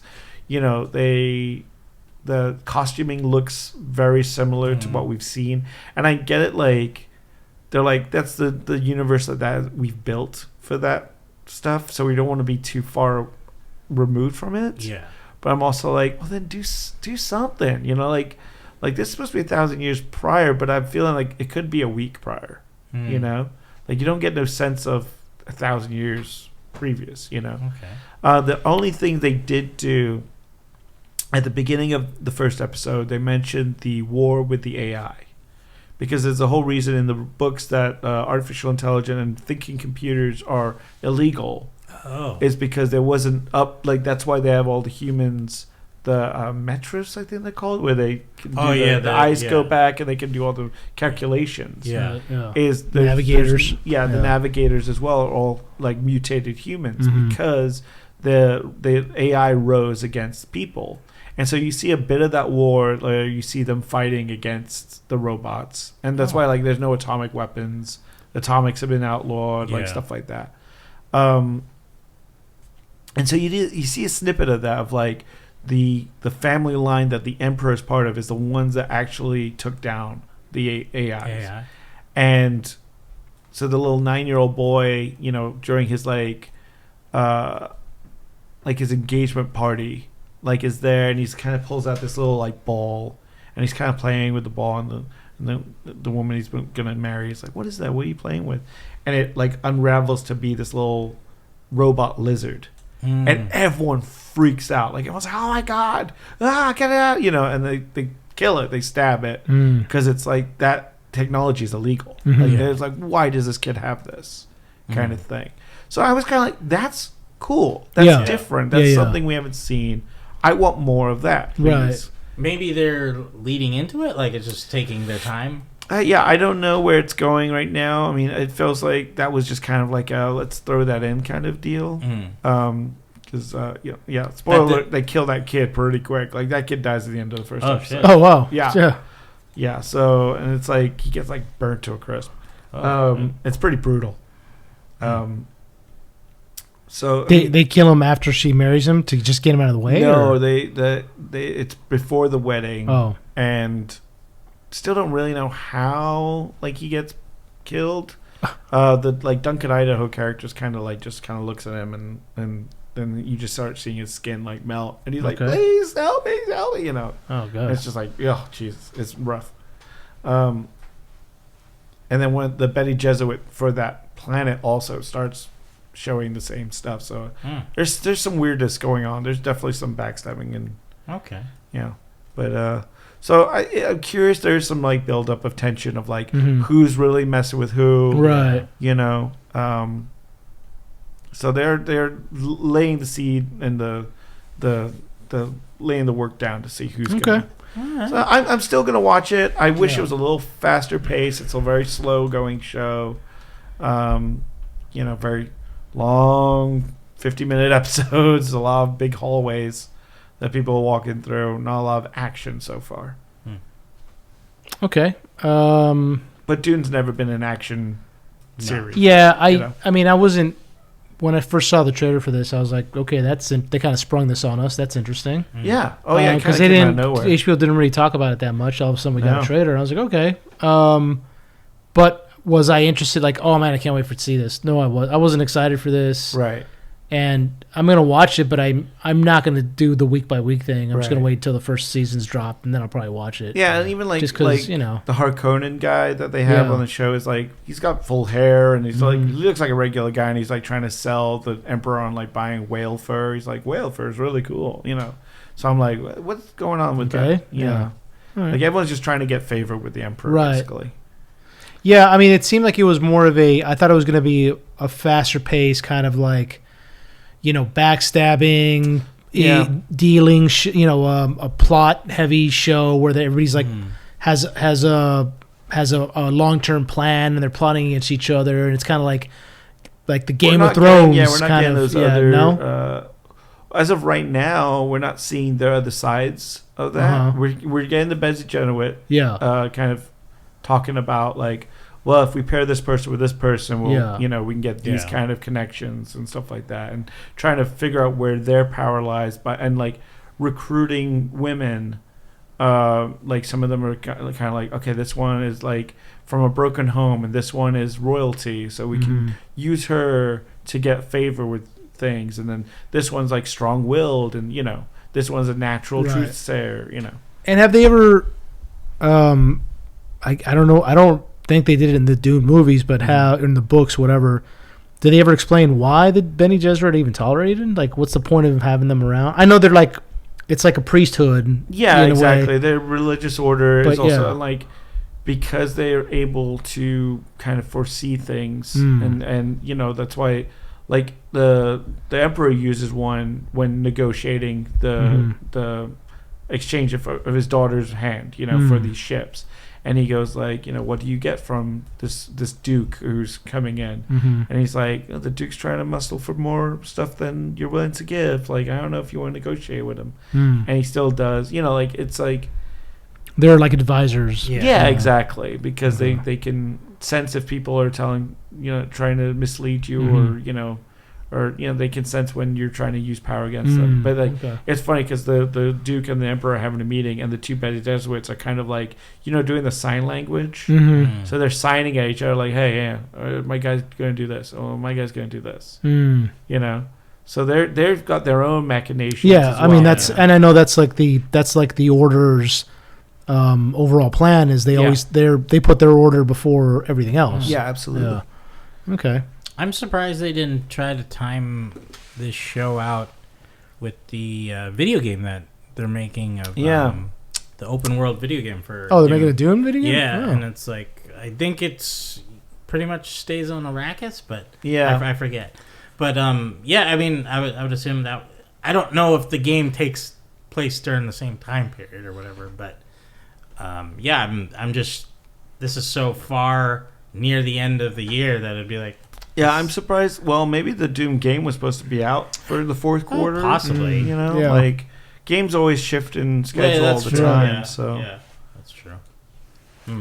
Maybe they were like, we're gonna drop all this Dune stuff and get ready for more Dune. Like, what? You mean the game's not done? Or maybe they're just more spreading it out sporadically in case Denis wants to do a third movie or something. Yeah. Yeah, like Dune 3, I think he said it's in the works. Oh, really? Yeah, because they're talking about it. So, or Dune Messiah, I believe it's called. Yeah. But I don't know if it's the next thing he's going to do or if he's going to do something in between. I think he might do something in between. It would give some time for Timothy Chalamet to get a little older. And, because the third book is set, or the second book is set. There's a bit of a time jump. Oh, okay. Yeah. Well. It deals a lot with the war.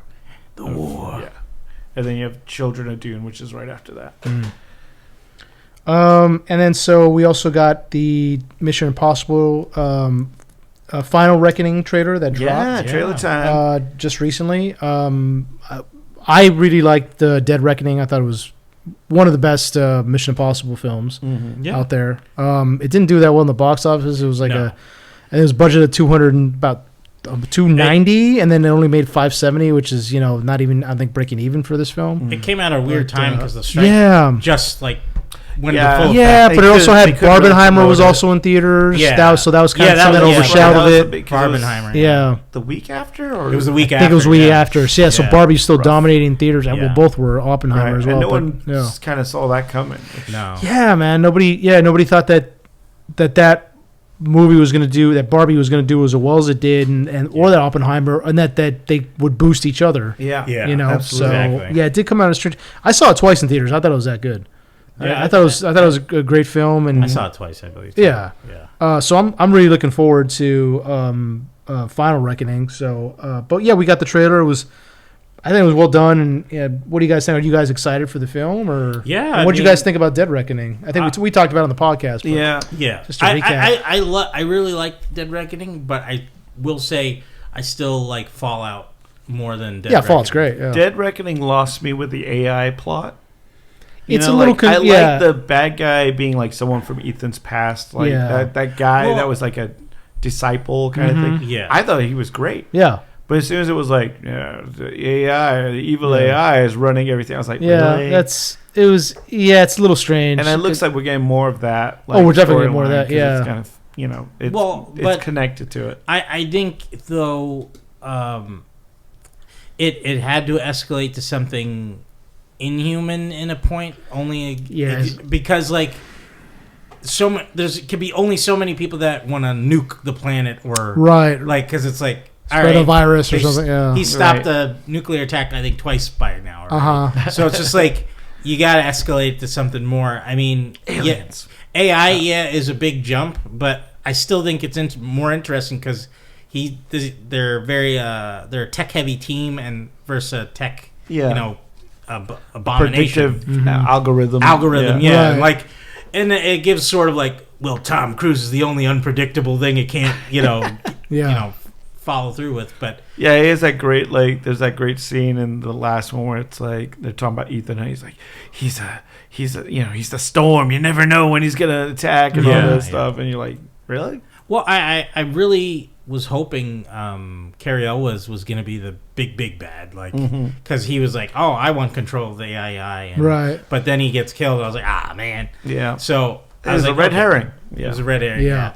But I don't know. I mean, like, I think it'll still be fun. The stunts look like, because I've been seeing the promo stuff for it, and like he's in a short swim shorts, but he's wearing nothing else under like the art. I don't know if they were actually in the Arctic or if they're just in some random body of water. How is his pecs in this? I mean, pretty damn good, man. You're liking his. I mean, Tom Cruise, 60-year-old pecs. Tom Cruise's pecs never quit, baby. That's true.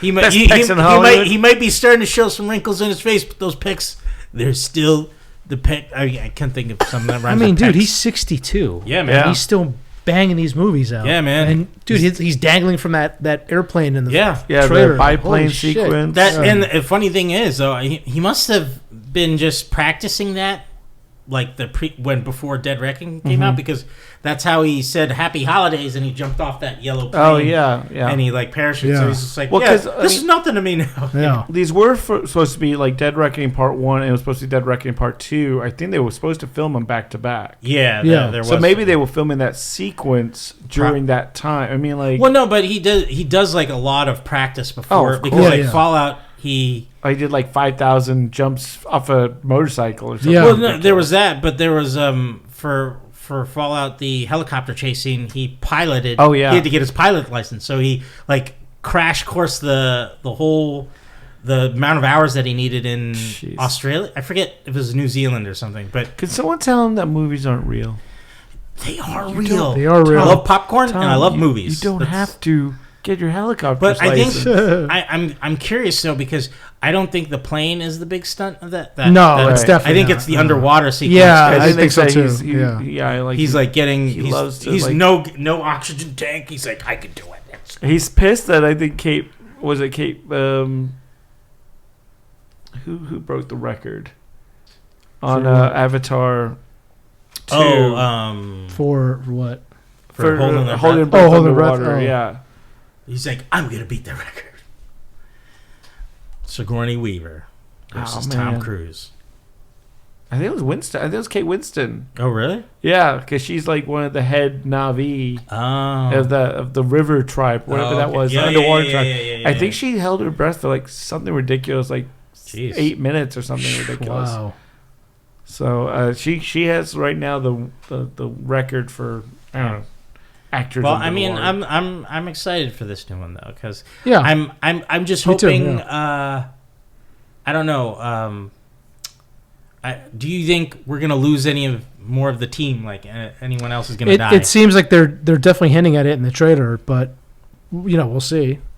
Of the group, who would you mind less losing? Like less? Like Ving Rhames, Simon Pegg.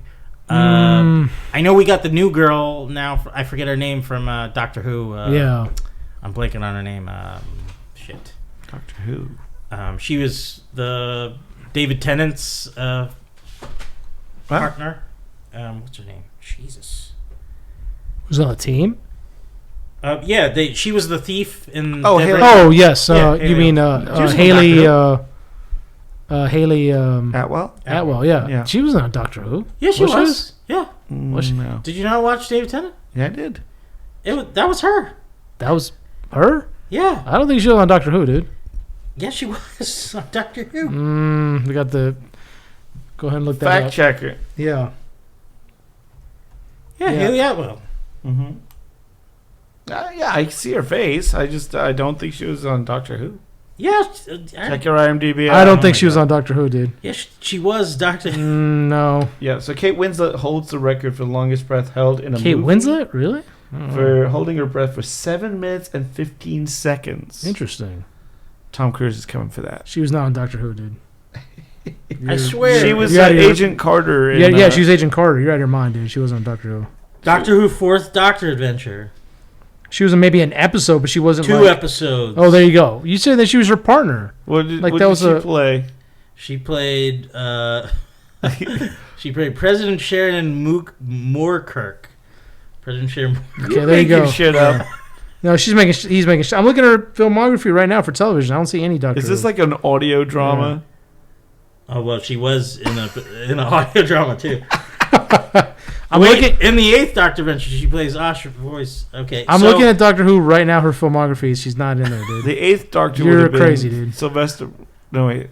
See, you know what? She looks Radio. very- She was on the radio show. The radio Doctor No, Who. she looks. She looks like Billie Piper. Yeah, I get what you're saying. Yeah, I pick it up what you're putting down. yeah. I was like, they're both She British. was they on look in similar. 2006. Oh, all the Brits look alike to you. Oh wow! Yeah. Wow. In Get your 2006, spotted dick and get the hell out of my house. 2006, 2008, 2010, and 2013. She was on Sorry. the radio version of Doctor Who. There you Here's my Well, nerd, you were nerd trying to- badge. I was my like, nerd what? gun. I was like, I would have heard about that by now. Like, there's no way. She's in a great episode of Black Mirror though, Yeah, she is. with Dolan Gleeson. Gleason. But yeah. But yes, I'm excited for it, and I'm really looking forward to it. But I mean, yeah. would you be able to part with Ving Rhames, Simon Pegg? I think Ving. Bonnie Ving, yeah, Ving? Ving's, you know, Where's he's the had a- beat? He's because it definitely seems like Simon Pegg is like more of the heart of the team, Mm. you know. So it'd probably hurt more to lose him. So if they're gonna kill anybody else, it's probably gonna be Simon Pegg. I think it'd be hurt more to kill Ving because he's been there since the first. But he has been there yeah. since the beginning, though. That's true. You're You right. know. You're right about Yeah. He's got the longest You're right amount of about that. tenure. Because they're Yeah. both tech guys, Simon Pegg yeah, and Ving you're Yeah. kind Rhames, of so- doubling it. Yeah. that. Yeah. So, and like, if they're going up against AI, Like if you really want to get to Ethan, You kill Ving. Yeah. Yeah, Yeah. it's true. You're right. because I personally thought by near the end of Dead Reckoning, when it mimicked Simon Pegg's voice, I was like, oh shit, he's gonna kill yeah. Simon Pegg. Yeah. I So thought I was like- I thought he was goner too. So Uh-huh. that was interesting. So I was Yeah, yeah, I that kinda whole hated like it. fight in the alleyway thing. Yeah. That was Oh, so good. that was great. That was That really was good. so good. Oh yeah, and she's part of the team now, I think. Well, we're not sure. She Oh, helped Palm, him. Yeah, Palm Yeah. something.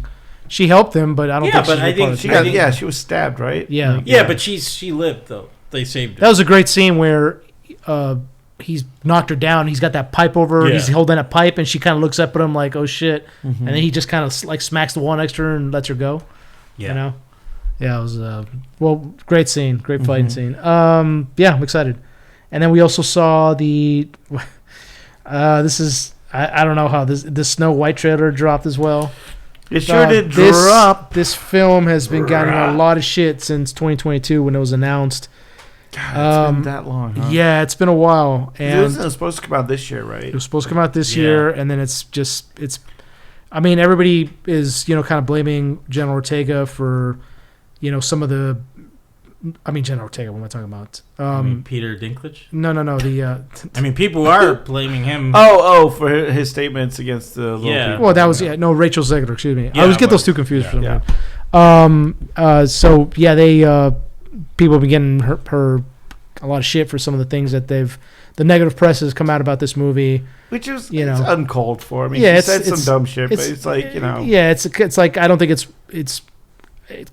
worthy of tanking this movie. no, And I think that if anything is hurting the film more than anything else now is the use of the CGI dwarves, which do not look great, dude. Terrible. Looks really bad. But like, it was just why even in the beginning did they not do little people? You're right. Well, because that's going back to what Peter. But it's just like he was upset because it's like like dwarf, and it's like why use like little. But I mean, I even remember I thought I heard somewhere that even he after that when he as someone brought it up again, he was like I was like he wasn't totally serious about it, and I'm like, all right, that is but it's just like now you get these shitty CGI dwarves and like that's what you get. Peter little people Dinklage. Don't get a job, right? And it's happening with the Time Bandit show as well. Yeah, well, that's gone now. It's not happening anymore. They canceled it.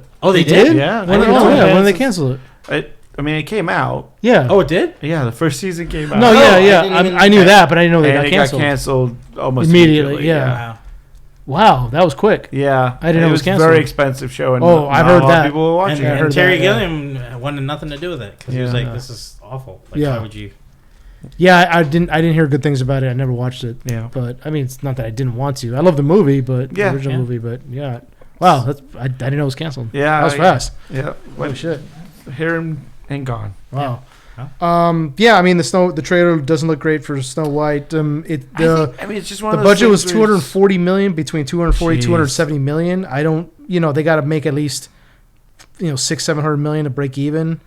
I don't know how that's gonna. I don't know if that's gonna work. I'm sure kids will go see it. Kids are different. No, the parents kids today have not seen the original Snow White. So parents are definitely gonna take their great kids, as the evil queen. Yeah. A little thing I noticed. I saw the trailer in theaters when we saw Moana, and I was like, "Oh, her crown is like stained glass."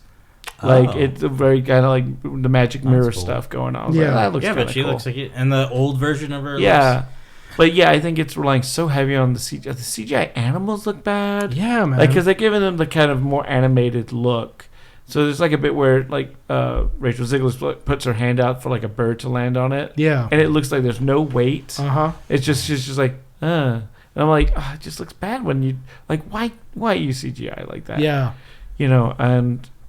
Especially like our last conversation talking about Wicked, like that movie is like 90% real, and there's like a few CGI effects, but it's like just doing stuff in camera looks so much better. So I agreed. Yeah. I don't see. I mean, again, they got to make at least $500,000, $700 million to break even, and I don't see that happening. Mermaid did that well. Yeah, I mean, I think Little Mermaid made back its money. I don't know how much of a profit it did. This film, but the thing with like Little Mermaid is it didn't. I don't think it quite got a lot of the, I guess, hate that from fans, right? Directed towards the actress that this is, so that's gonna hurt it in the long run because a lot of people can be like, I'm not gonna watch it just to prove Rachel Zegler wrong, right? Which is kind of dumb, but that's what they're gonna do. Yeah, people will boycott things. Yeah, exactly. So it's gonna. Let me look at Little Mermaid, the live action. Yeah, $240. It made $569. For a film that big, that's barely beginning to break even. Their promotional budget on that was huge. Right, exactly. So and that's just the budget. Let's see, promotional budget was $100 million, so it's $340 against a $569 million box office. I think for films this big, they got to make at least $600 or $700 million to begin to break even. Yeah.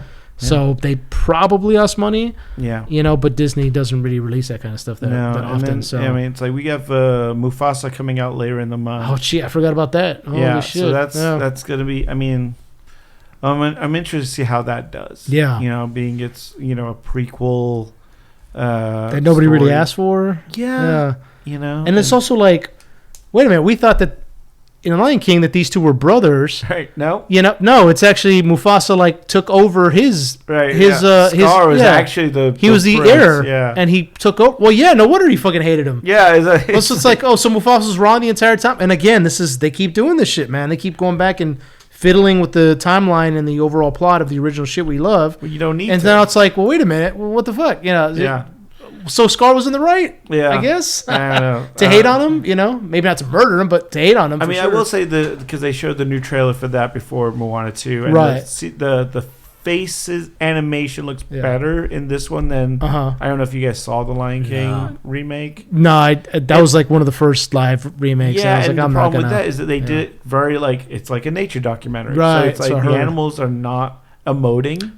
Yeah. And it's that's the thing with animation is that you can do so much with the face. Right. They can, like you said, they can emote. And you can't really do that. They kind of fixed that a lot with this newer one. Like the faces of the lions look like a little bit more animated, a little bit, just tweaked enough where you could actually see emotionality on them. But I don't know. Yeah, it's I wish him luck, but I think this is something that's gonna fall apart on him. Are you guys gonna go see it? Probably. I mean, my kid looked excited to go see it. That's cool. So probably gonna take him. Yeah, that's cool. There's very few actual like kid movies. I mean, Paddington in Peru, I think, is coming out at the same time. Which one? Paddington 3. Oh yes, Paddington. Yeah, Paddington in Peru. So that's a big. That's a huge. I mean, that's big Paddington franchise. Are. I mean, as the kids say, they slap. They slap. Yeah, Paddington 2, so good. If you haven't seen it, no cap, go see Paddington 2. Yeah, I got to watch both of them. Especially they're since really good. It's referenced Holy in shit, the Nicolas Cage movie. Yeah. So I was like, oh man, they must be good if they're referencing it here as well. If you like Hugh Grant as a bad guy, I'm totally down. Yeah. Really good in Paddington 2. Okay. I'm not sure if maybe I'll see Mufasa, but it's I just find it funny that they got Idris Elba again to play a lion or a tiger, right? Because he was in the Jungle Book. Yeah, he's a white as the lion tiger. This, right? Yeah, and he did a great job as that. I was like, but I was like, okay, but he's making bank on those voice roles now. Sonic, he's great at it. Mufasa. Oh yeah, it's got Sonic 3. I will be king. He's great as Knuckles. I don't know if you guys saw the Knuckles show that was on. I still need to watch it. Is it he's good? Great in it. Yeah, it's very good. Very well done. Nice. Because he's just trying. He's got this warrior spirit, but he's stuck on suburban Earth. Okay, it's good. All right. And then one last thing before we go, Watson, you recently bought an Ecto 1 figure from Hasbro Labs. Explain what Hasbro Labs are. HasLab is Hasbro, the toy company, has a lot of IP. They've got they got Star Wars, they've got G.I. Joe, Transformers, and what they do is they have these big projects that they want to have kind of crowdfunded, like a Kickstarter. Yeah, it's kind of like Kickstarter because they have these are usually like the dream projects. Like they did the first one they did was like Jabba's barge.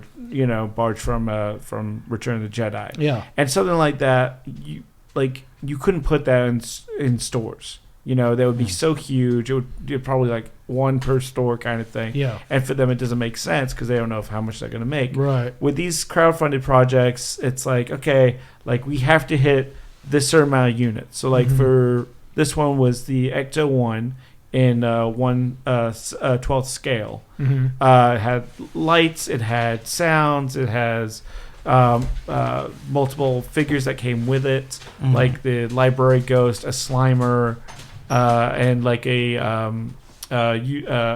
Tully. What's his name? Louis Tully. Tully. Jeez. And the 4 Ghostbusters in there. Yeah. So that was like with previous HasLabs, they had like stretch goals, right? So if they hit their main goal of how many units they'd sell, for every additional, for like, okay, we got another 1,000 units, you used to get like an extra figure or something like that.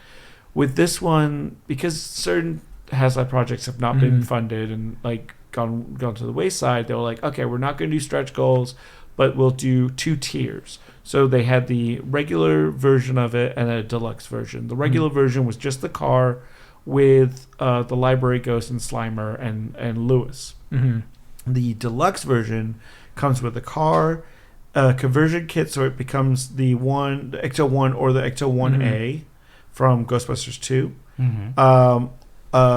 Louis Tully, the library ghost Slimer, plus all 4 Ghostbusters in the dark charcoal gray uniforms from the second movie, plus the slime blasters that they came with, and other little knickknacks. You get the toaster that has a slime in it, stuff like that. So I think the regular version was about $325, $350. I think. Around that. And then the deluxe was around $400, plus shipping and all that. And usually ships out in about a year.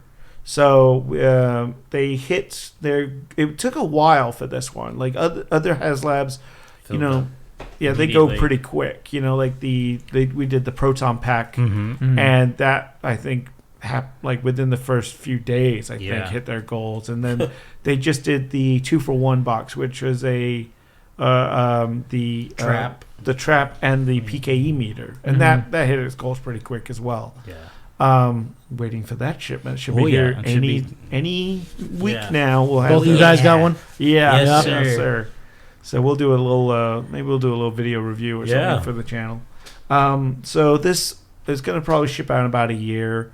I was looking into getting an Ecto 1 actually about a few years ago. There was a company that was doing a piece by piece mail away for a completely metal Ecto 1. Wow. That would have lights and everything and be that same size, and I think because it was like each week you get a piece and it was like all together about $1,000 for this. Oh wow! But it was completely metal. I was like, that's kind of cool, and no one else was doing Ecto 1s at the time, and they started to do that build, and then the company went under. So about a year later, the company got bought out by another company that was like, "Oh, we're gonna keep doing it if you guys want to keep going." I didn't, because I was like, I don't know where this money is gonna go, because I have 4 or 5 pieces of this Ecto 1 out. Yeah. And I don't know what to do with this stuff. So if anyone wants a hubcap to an Ecto 1, I got it.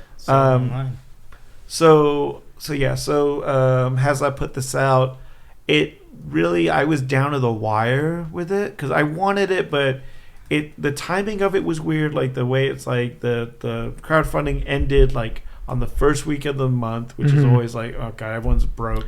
In December, which everyone's broke in December. Right, it's like till 2 hits, and or people have to save up for presents, and exactly. So I was very much on the fence of like, oh man, do I do this? Do I not?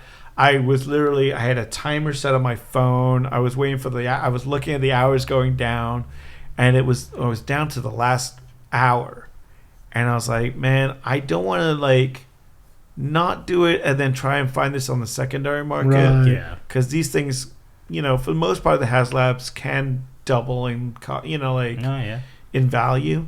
I like same thing with Galactus or they had a Sentinel that was to scale, and those things are worth $1,200 now. Yeah. So I was like, okay, you know what? Let's take the hit financially. I'm going to be in ramen for a week or two, but I said, yeah, let's do it. So I put the money down. I put my money where my mouth is. Yeah. And I can't wait to get it, man. It's going to be cool. I'm a big fan of the Ecto 1A look. I mean, if I had the money, I would have bought one of the deluxe and one of the base ones, and just have a regular Ecto 1 and then a 1A. Yeah. I don't have $800 to put down right now, and also it's try explain that to your wife and kid. Well, I had to spend $800 on these. Yeah, it's not good. Not good luck. So yeah, I did buy the 1, and I probably will convert to the 1A look. Nice. But yeah, I'm excited. I debated with doing that, and then it was between that and then the Mondo's Real Ghostbusters with Venkman and Samael. And did you get those? I did not. So I didn't get either because the last day for that was a day or so ago as well. Man. So it just didn't pan out. The timing of these suck. Yeah. I was like, if it was the beginning of next year, it would have been fine. I could have probably done it. But and these in the middle of the month or something. Yeah. Middle of the month. Yeah, man. Why do it in March? Do it in March or April or something. Yeah, exactly. Not in December when people were like, "Oh, I'd like to buy this, but I got to save the right now. I got to save the $500. Helping anyone. I got to save the $500 for Christmas gifts. It's or going away on a trip or whatever. Right, and the thing is, they take the money out as soon as the crowdfunding closes. Yeah. Versus if you pre-order something, you have to pay for it when it ships. Yeah, man. Or just break it up. Take $250 now and then take whatever. Nice. Yeah. But yeah, it's I don't know why they do that. Kind of hurts. Kind of hurts. Hits the wall. And you're like, oh. Right. But yeah, I know. I'm excited for when it comes in. It looks phenomenal. They've got every little detail down. You know, like even the radio and the dash lights up. That's no way. You know, so I'm like, that's kind of neat. You know. Oh, that's awesome. Yeah. Yeah. So you know, there was enough there, and I think if I just bought the base model, I would be a little upset. Spending like $350 for a car and like 3 figures, I somehow feel more cheated than $400 for the car and like 6 figures. Yeah, you know, like and the figures come with so many accessories. Plus, they're not sold outside of that. So no, yeah, exactly. I mean, I don't. I mean, if they do sell them outside, I'll be upset. Yeah, no, that'll be.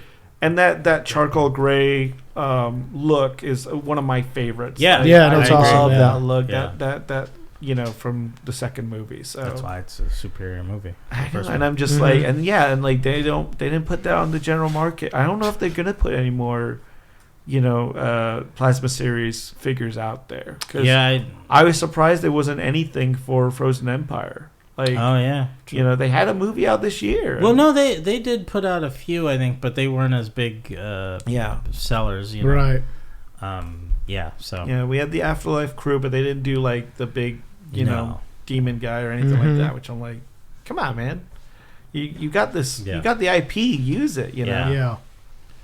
This is the cute Marshmallow Man. Oh, that's right. They put put those everywhere. Really promoted those. Yeah. I was like, we got Baby Yoda and cute Marshmallow Man. Let's do it. Yeah.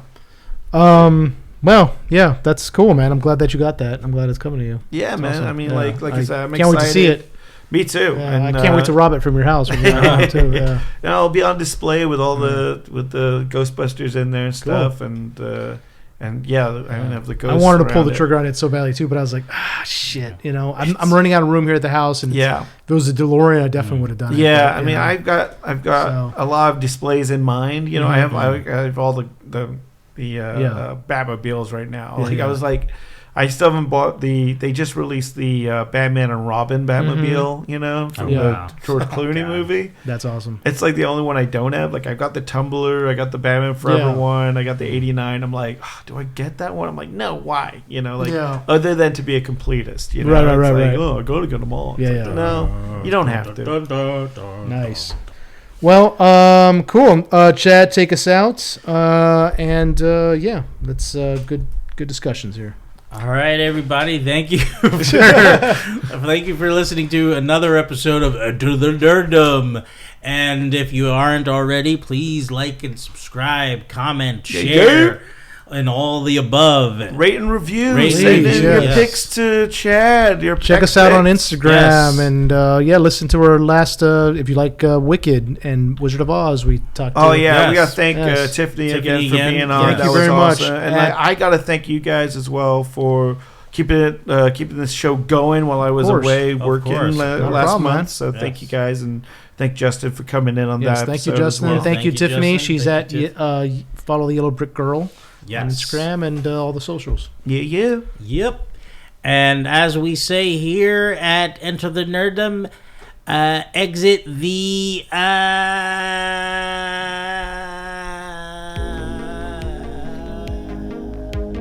You fell down a well.